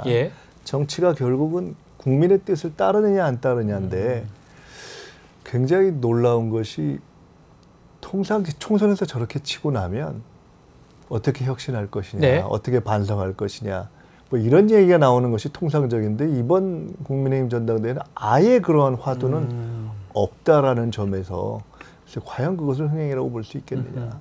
왜 그렇다고 보십니까, 국민의힘은? 그게 이제 결국 크게 보면 망조가 된 건데요. 이 망조라고요? 네, 아니 그렇습니다. 왜냐하면 이게 보십시오. 과거에 보면 과거의 어떤 여당 여권들은 어려움이 있고 나면 요만큼씩이라도 뭐 단 몇 명 또는 단 한 명이라도 이걸 바꾸자, 혁신하자 이런 얘기가 나오거든요. 근데 정말 완벽하게 지금은 그런 얘기가 안 나오고 있어서 저는 큰 틀에서 보면 그 기운이 쇠해서 이렇게 무너져가는 과정이다 이렇게 저는 봅니다. 나쁘다고 보시는 거군요. 자, 또 현안 얘기도 조금 드려보면 지금 국방위에 계십니다. 국방위에 계시다 보니까 최상면 특검법 얘기도 좀 할 수밖에 없는데 지난 4일에 통과를 했습니다. 본회의 통과. 어떻게 보셨는지 또 앞으로 어떻게 될지 좀 전망도 좀 해주십시오. 네, 지금 똑같은 말씀인데 그 최혜병 특검을 통과할 때 전후의 국회의 상황을 보면은 한마디로 국민의힘 측에서는 어떻게 보면 이 특검을 사실 그 특검법이 통과가 됐을 때 대통령의 거부권 행사가 예상되는 시기를 놓고 보면 최혜병 순직 1주기하고 대략 지금 맞는다. 또 탄핵 청원 국민의 어떤 그 청원 시한 7월 20일 뭐 그에 맞는다 이런 것이 있어서 최대한 그 시기를 어떻게든 넘겨보려는 것으로 보이는 그런 현상이었습니다. 그러니까 뭐 필리버스터도 그렇고 또 중간에 그 김병주 의원의 한미일 동맹 정신 나간 발언이었죠. 를 놓고서 국회를 파행시키려고 했던 것들도 보면 그렇고 그러니까 굉장히 궁색했습니다. 근데 결국은 필리버스터도 통상 보면 이게 할 얘기가 딱 있고 자신이 있어야 나오는 건데 보면 그 필리버스터가 정말 시간 때우기로 가면서 저 보면서도 야 저래가지고 24시간을 할 수 있겠나 졸기도 했잖아요. 우리들이 보면서 그러니까 야 스스로들도 저렇게 자신 없고 힘이 없는 필리버스터를 왜 하지 이런 것이 있었고 한미일 동맹 문제만 해도 바로 그 다음날 꼬리를 내렸지 않습니까? 그러니까 지금 제가 조금 전에 전당대회가 망조로 가고 있다 이렇게 말씀드렸는데 큰 흐름에서 결국은 국민의 뜻과 맞지 않고 옳지 않는 일을 하면 그 힘이 실릴 수가 없는 거죠. 지금 그 최혜병 특검법 관련해서 경찰 수사심의에서 임성근 전 사단장 등등 불송치 의견을 내렸습니다. 어떻게 봐야 됩니까? 오늘 또 비공개로 비공개한다고 하기도 하고요. 그러니까 이제 뭐 결국은 결론을 거의 이제 미리 내놓고 하는 것 같은 내놓고 한 것이다. 저는 이렇게 봤습니다. 저는 이 일이 딱 생겼을 때 제일 처음 다른 뭐 여러 가지가 다 그렇지만 이 일은 대통령이 이길 수가 없다. 왜냐하면 이번 국정조사를 앞두고 이제 저 법사위 청문회에서도 드러났지만은 박정훈 대령이 나와서 이렇게 직접 자기의 육성으로 이야기하는 모습을 보고 또 거기에 다른 상대들이 이렇게 이야기하는 걸 보면서 그 어떤 표정 또 말의 진실성 그다음에 그 임성근 단장의 이야기에 대한 김경애 변호사의 어떤 모순의 지적 이런 등등을 보면은 우리가 상식과 그냥 어떤 국민의 이 눈으로 딱 보는 직접 보는 판단이라는 것이 있는 거 아니겠습니까? 그 판단을 볼 때 국민의 누가 저게 대통령과 그 주변에 그걸 옹호하려 하는 사람들의 말이 맞다 이렇게 생각을 하겠습니까? 그리고 우리 박정훈 대령의 이야기가 진실성이 없고 뭔가 사심에 의한 것이다라고 누가 생각을 하겠습니까? 그것이 이미 최혜병 특검을 반드시 통과해야 한다라는 국민 여론으로 나타나고 있는 거 아니겠습니까? 그래서 이 부분은 아무리 덮으려고 해도 그 진실을 덮을 수가 없다. 애초부터 이건 이길 수가 없는 게임이다. 이걸 무리하게 자꾸 진실의 독을 덮으려 해봤자 결국 무너질 것이다. 그러면 왜 이렇게 덮으려고 하는 건지도 아니 그건 이미 나오고 있는 거 아닙니까? 지금 모든 정황과 증거가 대통령실 그중에서도 대통령의 우리가 경로라고 하는 그 뭔가 그 육성과 직접 그 개입과 관련된 그 증거들을 향해서 가고 있기 때문에 그것을 그 마지막 이른바 우리가 가령 지금 탄핵 청원이 이루어지고 있습니다만은 거기서 얘기하는 좁은 의미의 명백한 증거 그것이 나타나는 것을 막기 위해서 저렇게 안간힘을 쓰고 있다 이렇게 봅니다. 자, 공이 이제 대통령실로 넘어갔습니다. 제6호권 거부권을 행사할 수도 있을 것 같은데 향후 민주당은 어떻게 대응을 할 수 있습니까? 저희로서는 뭐 국회가 할 수 있는 모든 방법을 다 해야죠. 법사위에서의 법청문회가 있었지만 지금 뭐 법사위가 지나갔어도 며칠 전에 국방위에서도 저희가 법사위 청문회 등등을 거치면서 우리가 쟁점이 조금 더 좁혀졌구나라고 해서 국방위에서 사실은 그날 저 관계자들이 다 나오기 때문에 다룰 수 있었는데 그날 또한 국방위를 국민의힘에서 파행시켰습니다. 그것도 아마 그 최혜병 특검 하기 전날이기 때문에 그걸 이제 파행시킨 것인데요. 그걸 뭐 계속 파행시킬 수도 없는 것이고 이런 각 상임위의 청문회라든가 국정조사 등을 포함해서 할 수 있는 모든 수단을 다 하겠습니다. 하시고 또 하나 짚어보아야 될 게 대통령 탄핵 청원입니다. 지금 오늘 보니까 118만 명이 지금 넘었어요. 지금 아직까지 7월 20일이니까 시간도 좀 남아있는 상황이고 정말 꽤 많은 분들이 지금 탄핵 청원에 동의하는 모양새인데 어떻게 봐야 될지 또 민주당은 또 여기에 대해서 어떻게 반응을 해야 될지요? 국민의 마음은 이런 것 같습니다. 국민들께서는 빨리 종식시켰으면 좋겠다. 이 정권의 임기가 3년 남아있지만 아마 솔직한 국민의 그 마음속은 총선에서 심판하고 마지막 기회를 줬는데도 전혀 변화가 없고 변화할 기색이 없고 아예 덮는 쪽으로 가고 있기 때문에 이거는 희망이 없다. 가능성이 없다. 그렇기 때문에 빨리 종식시켰으면 좋겠다라는 쪽으로 가고 계신 것 같습니다. 문제는 근데 국민들께서 그러니까 그것은 이제 그런 국민들의 마음이고 또 그 분노의 지수는 계속 높아지고 있고 지금 거부권이 예상되고 있기 때문에 이 정권 대통령은 계속 매를 벌고 있는 것이죠. 매를 벌고 있다 이거는. 그런 차원에서 저희는 국민들의 어떤 마음의 본 뜻이 어디에 있으신가 이것들을 보면서 이것들을 어떻게 그 뜻을 최대한으로 반영할 것인가를 하나하나 저희가 할 수 있는 일을 다 해야 할 것 같습니다. 국회에서 일단 그 탄핵 청원이 저렇게 됐을 때 취해야 할 절차가 있습니다. 그런 절차들에 대해서도 저희가 지금 소위에서의 청문회 논의도 있고요. 어떻게 해갈 것인가를 논의하고 있습니다. 이게 탄핵 관련 청문회 얘기 저는 사실은 국회를 많이 보면서 이렇게 청문회를 할 수 있구나. 입법 청문회라는 것도 사실 거의 처음 보는 것 같고 탄핵 청문회 이런 것도 가능한 겁니까? 그러니까 이번 총선의 의미가 한편으로는 심판이고요. 한편으로는 대통령과 행정부에 대한 기대와 또 잘해 나갈 가능성이 없기 때문에 국민이 위임한 권한 중에 국회가 최대한 주도해서 해봐라 라는 국회 주도성을 강화했다는 뜻이 있습니다. 그렇기 때문에 국회로서는 또 그거를 국회의 다수당인 민주당으로서는 그 책임을 다해야 하고요. 그래서 그런 점에서 국회가 가지고 있는 합법적인 어떤 주어져 있는 권한과 권능을 다 활용해야 한다. 그러니까 그 점에서 주저가 없어야 된다는 생각을 저희가 기본적으로 갖고 이번 국회를 시작했습니다. 지금 말씀하신 탄핵과 관련한 청원이 있을 때 사실은 이렇게 탄핵 청원을 할 수 있다는 것 자체도 몰랐어요. 많이 모르셨지 않습니까? 국민들도 그렇고. 그러니까 국민들도 그렇고 저희도 할 수 있는 헌법과 법률에 주어져 있는 절차들을 하나하나 차곡차곡 다 해가면서 대처를 하겠습니다. 탄핵 관련해서 제가 조금 예전 걸 얘기를 했나 봐요. 129만입니다 지금. 댓글 막 올라오고 있습니다. 어떻게 118만이냐고 벌써 130만 다 돼가고 있다라고. 사실 과거식으로 본다면은 이게 온라인에서의 이게 꽉 차서 폭주하고 진행이 안 되는 일시적인 상황까지 있었지 않습니까? 사실은 과거식으로 본다면 광화문의 길을 꽉 채우고 넘친 거죠. 그런 모양새가 온라인으로서 이렇게 표현이 되는 거겠죠. 알겠습니다. 자, 이제 시간이 좀 다 돼서 마지막으로 또 출마의 변이라든지 또 우리 애청자분들한테 하고 싶은 말씀 좀 부탁드리겠습니다. 김민석 의원님. 예, 정말 이 전국이 어떻게 될지 예측할 수 없는 정도의 그런 폭풍 전국으로 들어갑니다. 국민 여러분께서 원하시는 이 정권을 종식시키고 그러면서도 또 안정적으로 이 민주당의 집권을 준비하는 일, 이 일을 하겠습니다. 제가 가지고 있는 경험, 역량, 최선을 다해서 하겠습니다. 도와주십시오. 네, 알겠습니다. 지금까지 김민석 의원과 함께했습니다. 오늘 말씀 감사합니다. 감사합니다. 자, 뉴스인사 1부 여기서 마무리하겠습니다. 잠시 뒤 뉴스인사 프라임 진행이 되니까요. 어디 가지 마시고요. 조금만 기다려주십시오. 잠시 뒤에 뵙겠습니다.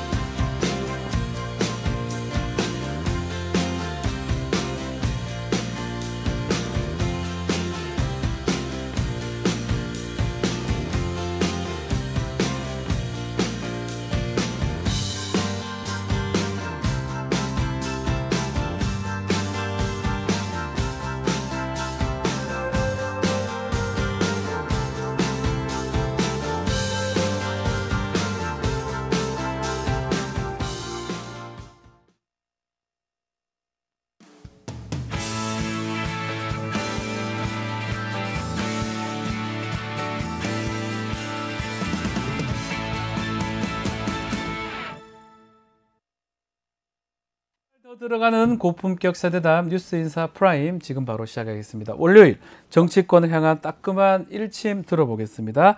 김진애 전 의원과 함께합니다. 안녕하십니까? 네, 안녕하십니까? 네, 자, 좀 전에 김민석 의원 인터뷰하고 갔는데 민주당은 최고위원 선거가 아주 뜨겁겠죠. 흥행이 될 것 같습니다. 네, 거기 컷오프도 있을 테고. 네, 뭐 뭐 다들 힘드신데 열심히 하시면 되죠. 뭐. 지금 예상해달라고 하면 좀 그렇죠. 8월 18일 시간도 꽤 많이 남았는데. 아니 근데 이제 이번에는 당원들 선거 비율이 꽤 높기 때문에 아마 당원들한테 인기 좋은 사람들이 될 거예요.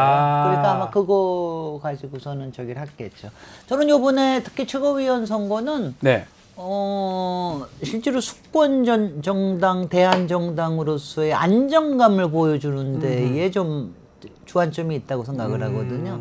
그래서 좀 그런 점이 그래서 저는 파이터보다는 조금 더 전략가 플러스 실천가 이쪽으로 좀 되는 게 어떨까 이런 생각을 좀 하고 있습니다. 자, 민주당 벌써 제가 선거운동 하고 있죠. 벌써 하고 계시네요. 자, 민주당은 뭐 최고위원 쪽의 포인트라면 국민의힘은 당 대표의 포인트가 맞춰져 있고요. 자, 지금 계속 논란이 되고 있습니다. 얘기하지 않을 수 없는데 문자 익십 사건 이렇게 얘기를 하겠습니다. 자, 또 한동훈 후보 사퇴 요구 기자회견을 했다가 취소를 했고요. 연방장까지 나왔다가 지금 없는 상황인데 한동훈 후보는 대통령실 당무 개입하는 거 아니냐, 당무 개입 단어를 또 직접 언급을 했어요. 이 상황들을 어떻게 봐야 됩니까? 뭐 한마디로 막장이죠. 막장이다 이거. 왜냐면 이거는 아니 정말로 막장인 게 이거는 실제로 중전마마가 개입하는 거 아니에요. 실제로 대통령실이라고 그러면 물론 김건희 대통령실에 속해 있긴 하지만 대통령실이라기보다는 솔직히 예전에 궁중암투가 생각이 나지 않습니까? 궁중암투요. 그것도 중전이 특히 중전이 조금 정통성 없는 중전이 있을 때 이럴 때 중전이 권력 다툼을 하기 위해서 자기 계파들을 올리고 자기가 미는 사람을 올리고 이렇게 하기 위해서 여러 가지 작전과 공작을 하잖아요. 그런 냄새가 너무 심하게 난다는 게 이거 굉장히 국힘에겐 좋지 않을 거고 당에도 좋지 않을 거라고 생각을 합니다. 지금 상황이 이게 밖으로 나온 것도 사실 이게 문자로 보낸다는 게 정상이 아닌데 그걸 보냈는데 말이 안 들어졌다고 또 한동훈 후보를 비판하고 하는데 아니 그러니까 이거는요 근본적으로 자꾸 지금 본질을 흐리고 있는데 이거는 한동훈 전 비대위원장이 뭘 했든 뭐가 중요한 게 아니라 이거는 김건희라는 한 사인이 영부인일 뿐이지 한 사인이 왜 당시에 총선에 개입을 했느냐 이거가 가장 큰 문제거든요. 근데 그거 자체도 문제인데 지금 와서 당시에 이게 무슨 뭐 저기 중심을 다 안 한 것처럼 마치 배신한 것처럼 이렇게 몰아가는 게 이거는 지금 전당대회에 개입하는 거 아닙니까? 그렇죠. 아니 이거는 그러니까 정말 이거는 정말 더러운 암투입니다. 만약에 뭐 정말 제대로 된 논쟁이라면 하면 한번 얘기할 수도 있는데 지금 말씀처럼 당무 개입한 걸 갖고 잘했다고 그걸 안 들어줬다고 또 뭐라 하고 말도 안 되는 그러니까 이런 상황이 되는 것 같아요. 저는 김건희 여사가 지금 국정뿐만이 아니라 우리나라 국가 전체 시스템을 망가뜨리고 있고 그리고 우리나라의 기본적인 윤리의식조차 망가뜨리고 있다고 생각을 하는데 이게 뭐냐면은요 이 경우에도 김건희 여사는 피해자 코스프레 하고 있거든요. 그렇지 않습니까? 그렇죠. 나는 선한 일을 하려고 그랬는데 그거 받아들여주지 않아서 사과도 못했다. 나는 사과하려고 그랬다. 이건 뭡니까? 자기가 원래 잘못한 게 없는 것처럼 구는 거 아니에요. 지난번에 뇌물백 받고도 자기는 스토킹의 피해자다. 이러고 몰아가는 거하고 똑같지 않습니까? 그러니까 이런 피해자 코스프레 하는 거 이거 굉장히 우리나라 국가적인 모랄을 지금 윤리를 완전히 뒤흔들고 있는 거예요. 근데 여기에 전당대회에 국힘의 리더급이라고 할 수 있는 사람들이 이렇게 흔들리고 있으니 정말 부끄러운 줄 아셔야 됩니다. 자, 어쨌든 목적은 알겠습니다. 그다음에 김건희 여사 자숙하시고 해외 또 가시고 해외 나가지 마시라고요. 창피합니다. 나토는 가야 되는 겁니까? 나토 왜 가요? 뭐하러 갑니까? 거기서 부인이 해야 될 일이 뭐가 있어요? 하와이는 중간에 또 들리던데요? 중간에 들리는 거 뭐 그것도 저거 하죠. 왜 이렇게 짧은 거에는 김건희 여사 지금 나다닐 때가 아닙니다. 시청역 앞에 나다닐 때도 아니고 여기저기 다니면서 국민들 다 부끄럽게 만들고 수치스럽게 만들고 그리고 정말 국가를 흔들고 있고 이거는 정말 문제입니다. 이거는 정말 역사적으로 기록이 될 거예요. 지금 지금 최상병 사건에 있어서도 지금 주 로비에 구명 로비에 원인을 제공한 네. 게 아닐까 하는 이런 의혹이 의혹까지 지금 있는데 제기되고 있잖아요. 그 지금 최상병 게이트가 윤석열 게이트뿐만이 아니라 이 김건희 게이트로 그 갈지도 모른다. 이런 있어요. 얘기까지 하고 있는데 여기서 외국으로 도망가요 또? 예, 그게 또 이상하다. 말도 안 되는 일이에요. 조금 더 전당대 얘기를 좀 해보면 결국 이렇게 하는 이유 자체가 한동훈 후보를 떨어뜨리기 위한 작전 아니냐 이런 얘기가 나오고 있는데 네. 성공할 수 있다고 보십니까? 그거는 모르죠. 떨어뜨리기. 왜냐하면 저는 지금 네. 솔직히 2대 8이긴 하지만 네. 전당대회에서 당원들의 여론이 굉장히 클 텐데 당원들이 정말 너무 괴로울 것 같아요. 정말. 국민의힘 당원들 말하는 거죠. 그렇죠. 예. 왜냐하면은 그래도 윤석열 인기 없는 윤석열 대통령의 대안으로서 한동훈을 하는 게 좋을 것 같기도 한데 네. 아니 윤석열이 저렇게 싫어하는데 저렇게 떨어뜨리려고 그러는데 이번에는 김건희까지 포함을 해가지고 저렇게 떨어뜨리려고 그러는데 네. 우리가 이걸 해줘야 되나? 특히 이제 여기에서는 지금 TK 이른바 영남권의 네. 민심하고 수도권의 민심이 완전히 다르게 쪼개져 가지고 아 정말 이러다 국힘 쪼개지지 않을까 누가 되든 지금으로 봐서는 이런 상태로 해서 원희룡이 될 가능성이 높아진다면 네. 원희룡은 과연 리더십을 제대로 발휘할 수 있겠습니까? 그러니까 지금 참 진퇴양난일 거예요. 어쨌든 누가 되든지 간에는 문제라는 거죠. 이런 그럼요. 상황이 계속 누가 되든지 간에 이것도 쪼개질 가능성이 굉장히 크죠. 예. 그리고 저는 또 하나 이 얘기 하는데요.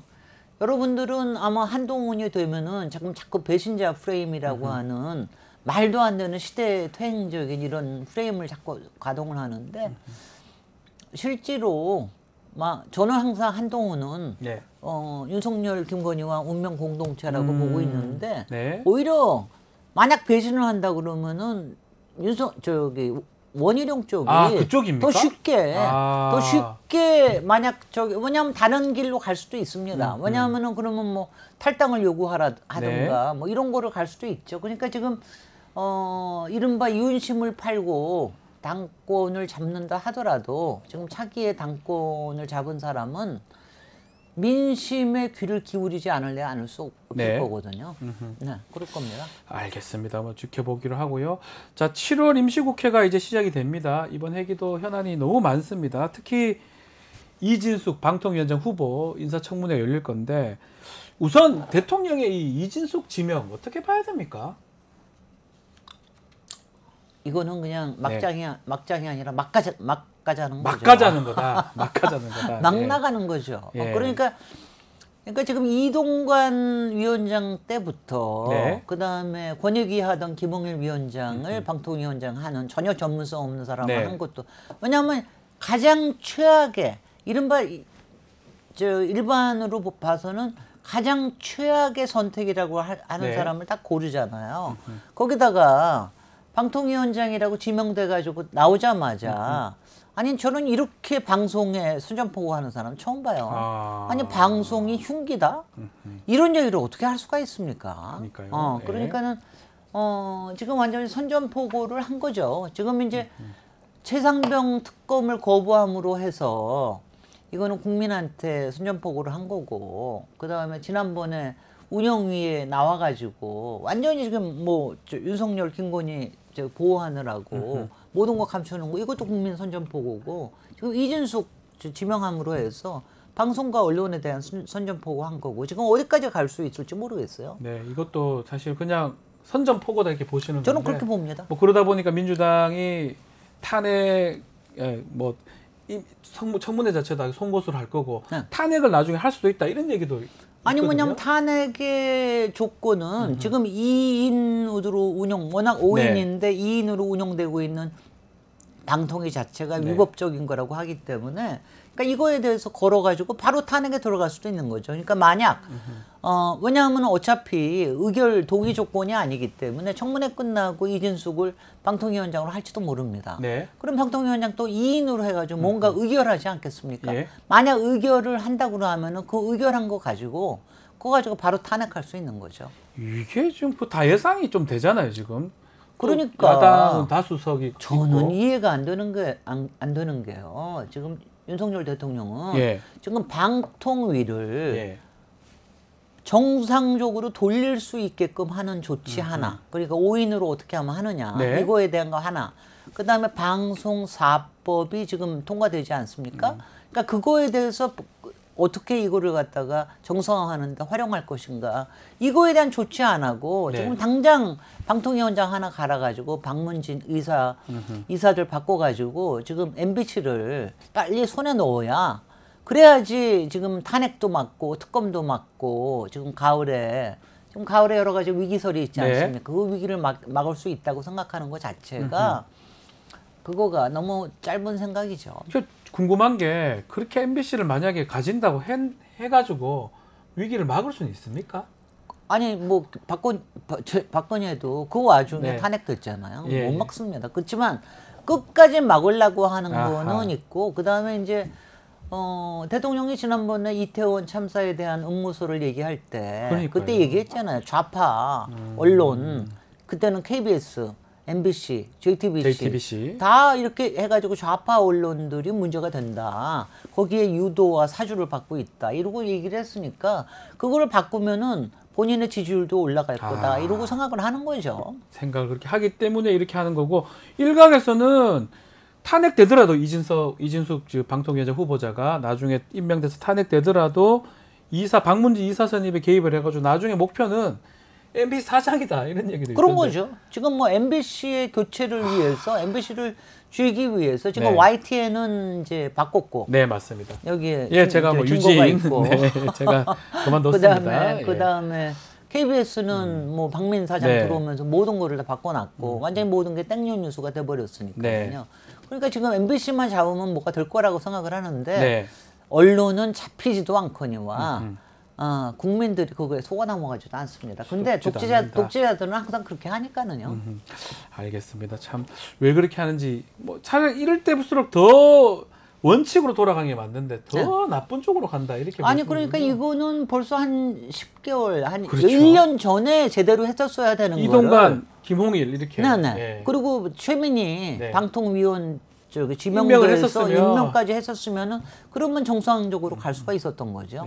그러면 조만간 박문진 인사는 어차피 갈게 돼 있는 거고, 어떡하지, 자기네들이 원하는 구성이나 이런 거로 해가지고 뭐 솔직히 뭐 크게 저거 하지만 갈게 되잖아요. 시간 되면 됐을 근데 건데. 왜 이렇게 급하게 하고 왜 이렇게 그러니까 저는 참 이게 작년에 한 9월달, 작년에 언제였나 12월 달에 KBS 그렇게 갑자기 바꾸고 그럴 때도, 그때도 목이, 그러니까 총선 앞두고 목이 그야말로 막 턱 밑에까지 칼날이 들어온 것 같으니까 이렇게 무리수를 둔 거 아닙니까?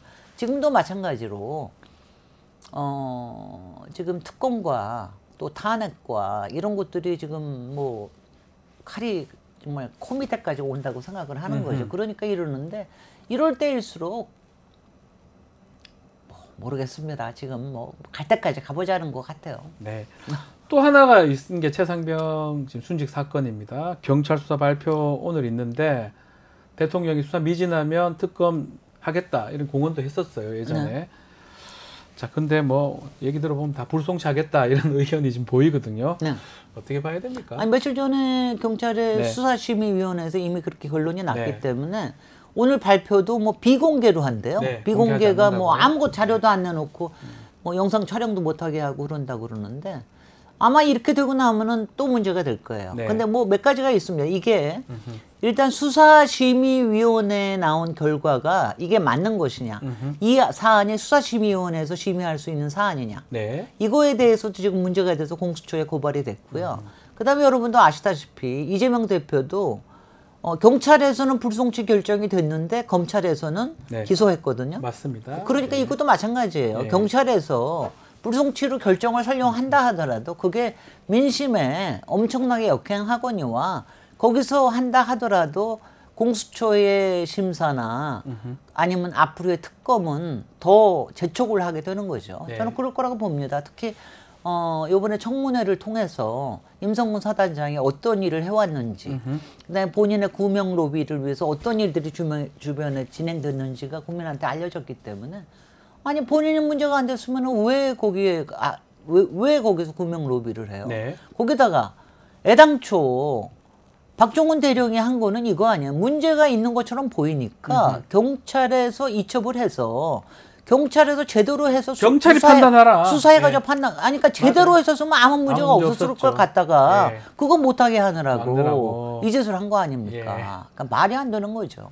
자, 지금 우리 청문회 사실 입법 청문회 이런 것도 국민들이 아마 거의 처음 본 것 같거든요. 근데요, 저도 요번에 국회가 이렇게 효능감이 있을 하는 일이 많구나라는 걸 느꼈을 거예요. 아니 뭐냐면은요.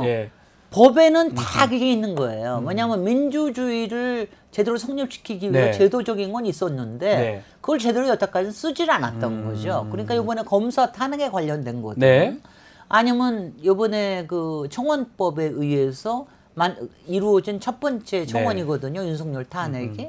그러니까 이것도 법에 그렇게 할 수 있게 돼 있는 거예요. 그러니까 입법 청원 하겠다. 이렇게 해가지고 하니까. 그러니까 왜냐하면 이렇게 청원을 하는 게 이거예요. 딴 거 아닙니다. 청원한다고 그래서 모든 게 그 탄핵이 결정되는 게 아니라 국민들한테 진실을 알리는데 조금 더 앞으로 나갈 수가 있는 거죠. 그러니까 그거는 국민의힘 쪽이나 아무리 들어와서 방해를 논들 지금도 보고 있으면은 뭐 하나 할 때마다 운영위원회 할 때마다 상임위원회 할 때마다 청문회 할 때마다 조금씩 진실이 드러나잖아요. 특검법 청문회 봤을 때 임성근 사단장하고 그 박정훈 대령하고 두 사람만 딱 비교가 되죠. 모습만 봐도 국민들이 누가 진실을 감추고 있는지 느낌이 왔을 것 같거든요. 뭐 다르게 느낄 분도 있겠지만 대부분 그러니까 그게 효능감 말씀하셨는데 그럼요. 국회가 이런 것도 할 수 있구나라는 걸 보여준 거예요. 그거를 진작했어야 되는 겁니다. 진작했어야 되고 저는요 이번에 지금 검찰 탄핵에 관련된 것도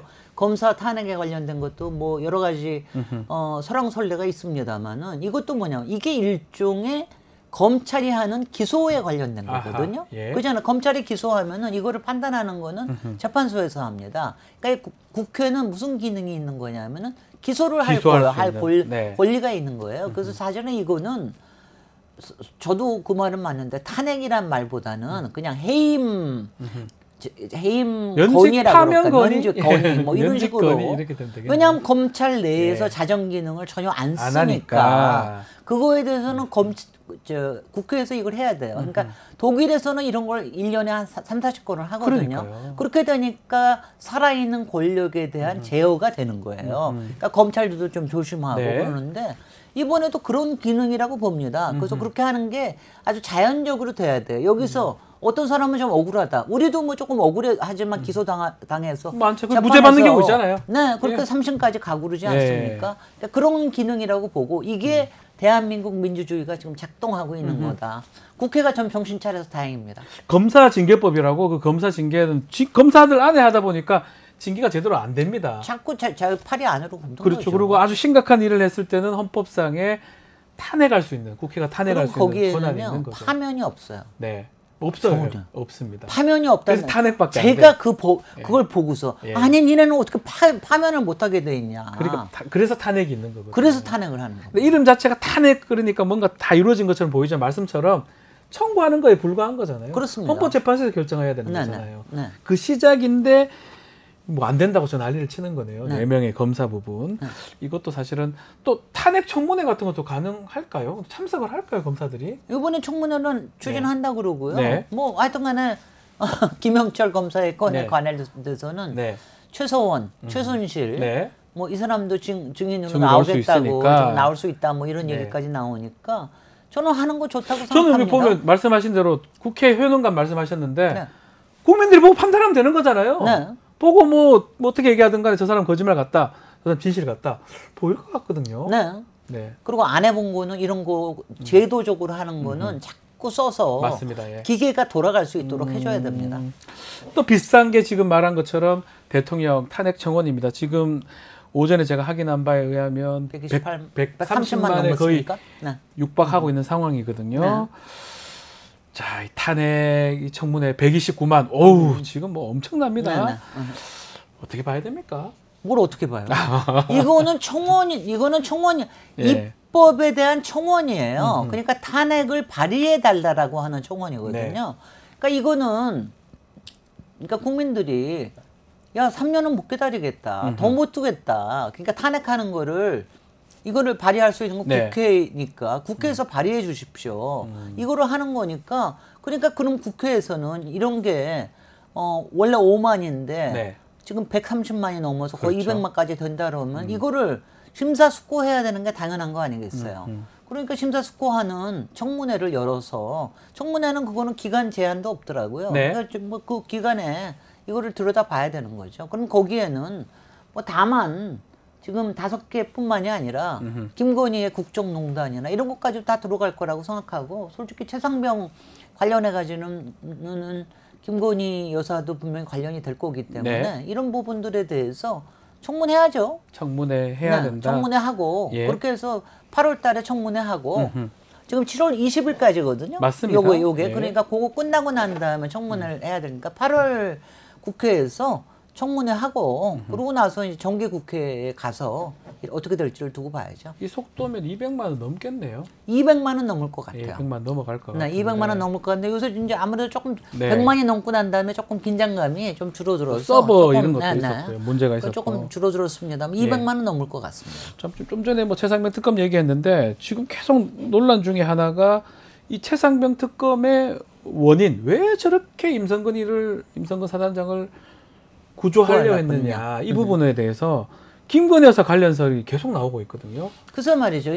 그러니까 그동안 우리는 대통령이 경로에서 생겼다. 그러니까 대통령은 그냥 조금 이 사람한테 대한 호의가 있어서 그랬는 모양이다. 그렇게만 생각을 그렇게만 생각했는데 알고 보니까 8월 2일 날 이첩한 거에만 다 집중하다 보니까 그게 아니라 이게 7월 30일, 31일 동안 여러 가지가 대통령실에서 진행되고 있었다. 그 유명한 02800-7070 이 번호로 해서 이미 강의구 그 부속실장을 통해서 이런 압력이 들어갔다. 그럼 부속실장으로 통해서 이런 압력이 들어갔다라는 거는 그건 누구냐? 부속실장을 움직일 수 있는 사람은 둘밖에 없지 않습니까? 대통령이나 영부인이나. 근데 영부인은 사인이란 말이죠. 만약 그리고 지금 또 하나는 이런 로비에 관련된 바깥에서 누군가가 구명 로비를 했을 거 아니에요. 그게 임성근 알고 지내던 가령 뭐 이종호일지 이모 씨일지 아니면 이모 씨하고 또 알고 지내던 권오수 회장을 얘기하는 사람도 있더라고요. 왜냐하면 이제 이종호가 직접 김건희 여사한테 얘기할 수 있는 군번은 아니기 때문에 뭐 그런 얘기까지 지금 나오니까 이거 다 밝혀야죠. 되게 심각한 거죠. 이종호라는 사인이 대통령 영부인한테 얘기를 했고 영부인이 이렇게 해라 해서 구명하고 했다면 이거는 국정농단 아닌가요? 국정농단이죠. 그리고요 이거는요 더군다나 이상한 게 뭐냐면은 아니 대통령 부인이 오지랖이 좀 넓어서 그래 그 사람 좀 살려주는 게 좋겠네 이럴 수도 있는 게 아니라 지금 혹시 그 이종호라는 사람이 주가 조작의 2차 주가 조작의 주범이에요.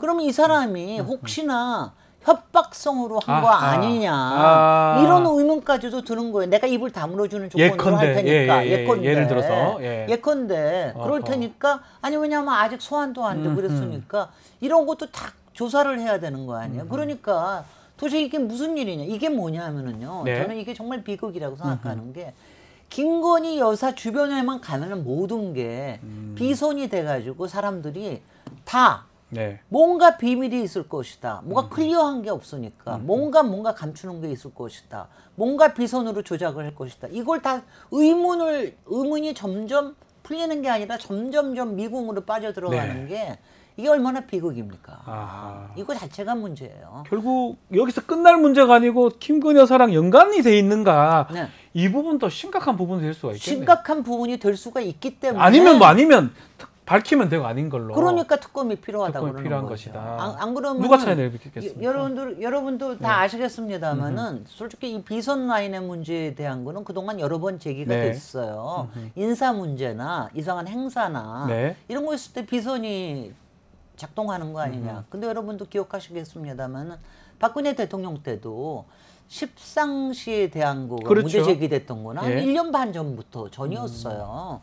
일부 제기됐는데 다 묻고 주변에 언론들이 다 묻고 그러다 터진 거 아닙니까? 그러니까 지금 뭐가 어디서 터질지 모르는 정말 지뢰밭이 너무 많아서 정말 본인들도 겁나겠지만 국민들의 한 사람도 정말 겁나고 무섭고 그렇습니다. 근데 지금 또 해외 순방 갔다. 이거는 네. 참 하필 오늘부터 나토에는 전혀 갈 필요가 없는 거고요. 예. 솔직히 예. 나토하고 지금 뭐 우리하고 지금 특별하게 관련되는 거 없어. 이거는 예. 무슨 저는 이런 걸 생각을 해요. 지난번에도 갑자기 그 저기 탄탄탄 3개국 방문했을 때도 가고 난 다음에 권익위에서 왜 종결시키고 맞습니다. 이런 문제 종결시키고 그다음에 이 대표 또 기소하고 이렇게 딱 그 짓을 했잖아요. 네. 대통령 없는 동안에. 오늘도 보세요. 오늘 간다 그러니까 경찰 수사심의위원회 발표한다고 그러지. 맞네요.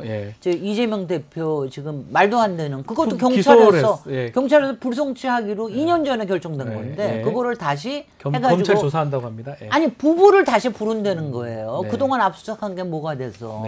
아 정말 이렇게 눈에 빤히 보이게 이게 뭐냐면 살아있는 권력 남용을 하고 있는 거라고 저는 보입니다. 알겠습니다. 네.